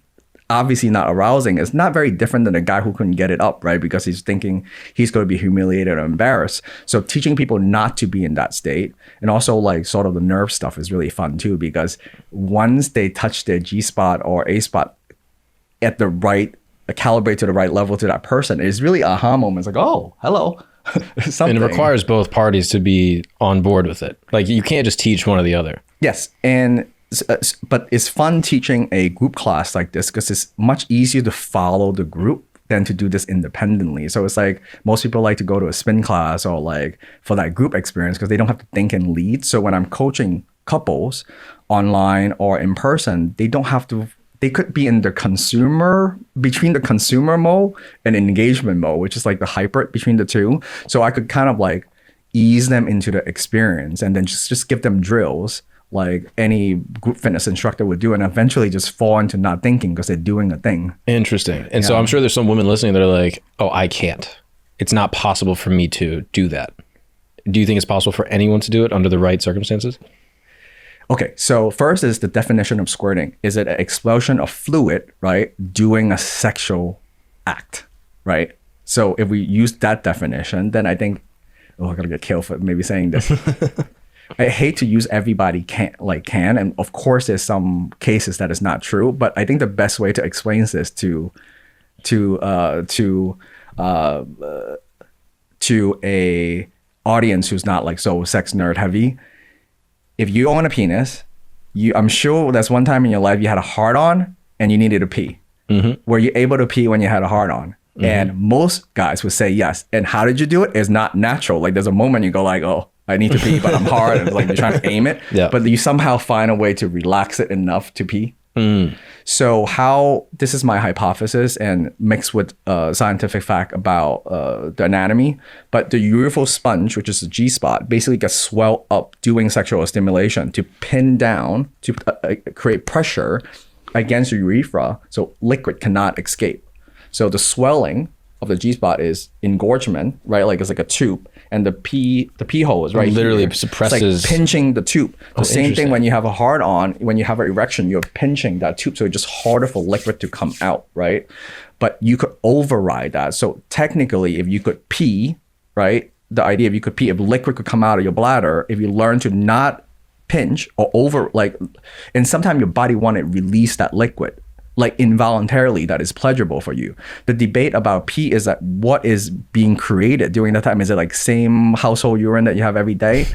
Not the case. From what we learn from science is that during sex, so the sponge, and there's also glands that could build up some fluid, and that's the milky white substance, kind of like a prostate fluid for women. And the other stuff is that the liquid that builds up from your bladder will rapidly fill up doing sexual stimulation. Like we like engorgement in that area. So their bladder would build up much faster. So it does, in my hypothesis is that it does not go to the same filtration system that you to make urine, because the goal is not to make urine. The goal is just to fill it up. So that liquid inside is way more watery. So the idea is go pee before. So you want to remove the trace of urine as much as possible. And then your body would build up this liquid during sex. And for some women, it's extremely pleasurable for that release. For some of them, it does nothing for them. For some of them, they eroticize it. So I don't think squirting is good or bad. It depends on the personal preference. But I do know for a fact that if you inhibit your sexual function, it's not a good time. So it's ultimately about letting go. So some women will involuntary or naturally will lean towards the squirting bit, right? And they just repress it their whole life, right? Some people is not their go-to and they have to learn how to do this thing, but either way is fine. So some people would have a subjective experience while squirting, orgasming while they're squirting. Some, it has no relation to orgasming. Right, but in general, most people feel better with bodily acceptance. Like allowing your body to flow in whatever way that is more pleasurable for most people. It's function acceptance. So you're accepting a function. It's like, oh, I should, like, it's like, oh, I hate myself that I'm really sleepy right now. It's like, okay, I'm tired, I should go to sleep. It's similar to that. The other way, the body acceptance piece is a completely different story, because what it does is when you don't feel comfortable about your body, right? It's really hard to get sexually aroused because it's such a high it inhibit you so much from being aroused when you don't feel good about your body. And that's why it's so tricky with the body positive movement. And I love talking sometimes about controversial topic. The reason that I feel that a lot of women or female are fighting for that idea is that if female arousal, and again, could be a gross generalization, but it requires for them to feel hot about themselves. So if the message is that you're not hot, it totally kills that game. So it doesn't matter how you look, but if you don't feel hot, no good sex. So it's to claim your rights to feel good about yourself in order to have pleasurable sex. I'm all for it. Interesting. Right? It's a requirement. It's not even a nice to have. Like if you don't feel good, that's why all the genital shame and not feeling good about anything makes like bad sex is gone. Do you think that's more prevalent in women than men, or is it kind of across the board? It depends on the school you're listening to, but like another way to phrase that is that most guys don't understand why dick pic is not arousing to a woman, because not all women, But the idea of arousal on the other side is for them to feel sexy, not for them to see you and get turned on. Completely different thing. So if you really want to turn a girl on, the idea is to make her feel like she's the fucking hottest, sexiest thing alive, then she be aroused as fuck. Yeah. So it is different. Like when we get turned on, it's not like, oh, I'm so hot. Like that is usually not the place that our brain go. But on mate selection on that side, it's about why all the grooming, all the makeup and all the thing. It's about the attraction, but the feeling inside is that I feel hot. Mm-hmm. So that's the misunderstanding about female arousal for most guys, that if another really good hack is make them feel really hot. Yeah, I guess that's the difference between men and women, generally speaking, is that men, I think, are aroused by women and by their bodies, and they think, oh, I want her to be aroused by my body. But in order for her to accept the arousal of your body, she must first accept that she herself is worth being aroused by. Yeah, and like you could tell when she's like, I didn't shave my legs, I don't feel comfortable, I'm not turned on, then tell her to go, oh, honey, let's get you a spa day. Like, do the thing to help them feel aroused is about their own vanity. And then they will be aroused by you. When they arouse, that's when they look. It's a very, and I don't know if this is always true, but like soon as they feel sexy, that's when the selfie comes on, that's when they flirt. But until that moment, they hide. Whereas men are almost the opposite, where it's like, I see an attractive person and then I'm aroused. Whereas for women, it's like, I feel attractive and then I'm aroused. Or they are like more erotica. I mean, women consume way more erotica, right? Reading and most erotica is written for women by women, right? So it's a lot of it is erotic context, the scenario, their idea of like tension, being chased, like their scenario. So it's just a different strategy because it's not only based on the visual system. So guys are only visual system majority of the time. So if you understand the erotic mind of a woman and you understand this is their precursor to everything, then if you set up the right condition, it's really like magic. Like this is the state. It's like, imagine, like sometimes it's hard to tell women too, like, I'm sorry that you have to deal with male ego, but I don't know what to tell you. If the guy is not into being shame or degradation or embarrassment, you telling them they suck in bed is not going to encourage them. So in order for this to work in that particular moment, right, don't hackle your comedian on stage. Not the right strategy.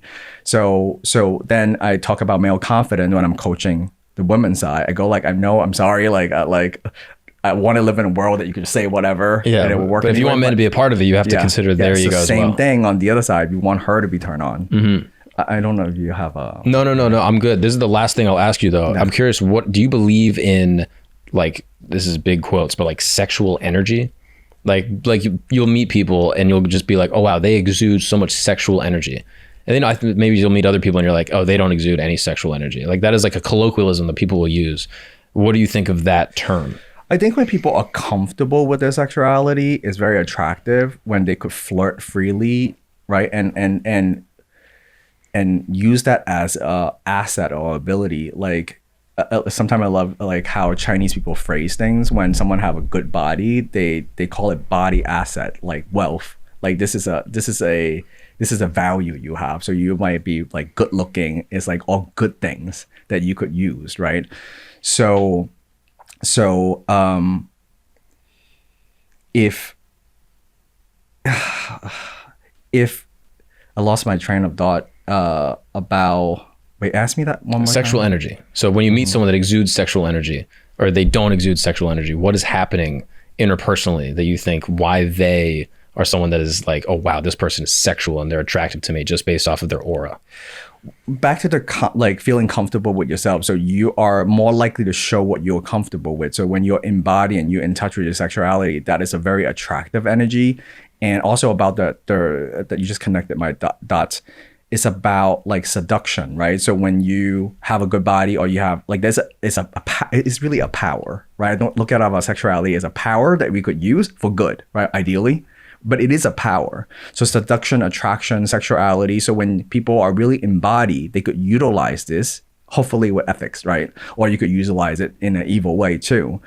And the other interpretation of energy is there's the physical sensation that people feel when they feel like sexual energy building up. And there's actually a quite nerdy scientific explanation for it. especially with the like chakra system. And so when I interviewed Dr. Barry Commersrick, who wrote The Science of Orgasm, he offered me this crazy paradigm shift, like such a big aha moment. And it's a great way to end this interview. So without getting too nerdy, like the vagus and hypogastric nerve, it's a wandering nerve for people to understand it, like spread throughout a body, not connected to the spine, the vagus nerve. But because they're wandering nerve, and those nerves are also responsible for the subjective experience of emotion. So like the motion part of emotion. So we know when you have a feeling, you have a physical like sensation to it, right? Like I want to cry, I want to laugh, and sometimes it's uncontrollable. Those nerves kind of like gut level feeling. So what happened is that when people are blocked, right, or like inhibited, they don't let that flow of their own emotion and the function pressure. They're trying to regulate everything they feel, that habits. So what I realized is that if you want to train someone to have the most like amazing, receptive type of full body orgasm, they really have to be not only in touch with their emotion, but they allow their body to feel the full range of physical motion and emotion with everything. So the more rigid and the more shut down and more control you are, the harder to have sex. The more you are truly able to let emotion flow through your body, then you let that energy, right, that sensation that kind of builds up throughout your whole body, kind of like crying, not very different. So I don't know, this might be a cancelable opinion or quote, like why people like having sex with like crazy people. I don't want to gender it. The idea is that they're so uninhibited. They just feel everything. So there's a rawness to their emotional. There's a rawness to their feeling. So they're fun because they're not restricted. They're not inhibited by like rules or whatever. But because of that flow, it's very hot. But soon as you're trying to control that bit, then the flow is regulated. So, but I'm not against regulating, right? What I'm preaching is that you could have voluntary control when you want to restrict your emotion because you don't want to cry every day when you feel a feeling, but you also don't want to have no ability to cry when you need to cry. So it's like having that flex is really chase nothing except everything. Yeah. I got a lot to learn. Yeah. I'm going to read up. Yeah. Thank you so much for chatting with me and sharing your lifestyle and sharing your work and what you do. And hopefully people that are listening can learn and unlock part of their sex life that they didn't know they had, and hopefully help some of the men specifically that are suffering, dealing with dating and feeling frustrated and getting out of it, and obviously helping women that are frustrated and suffering with sort of an incompatibility with their sex life. So thank you so much for having me. I think what you're doing is awesome. Thank you so much, Kenneth. I appreciate it.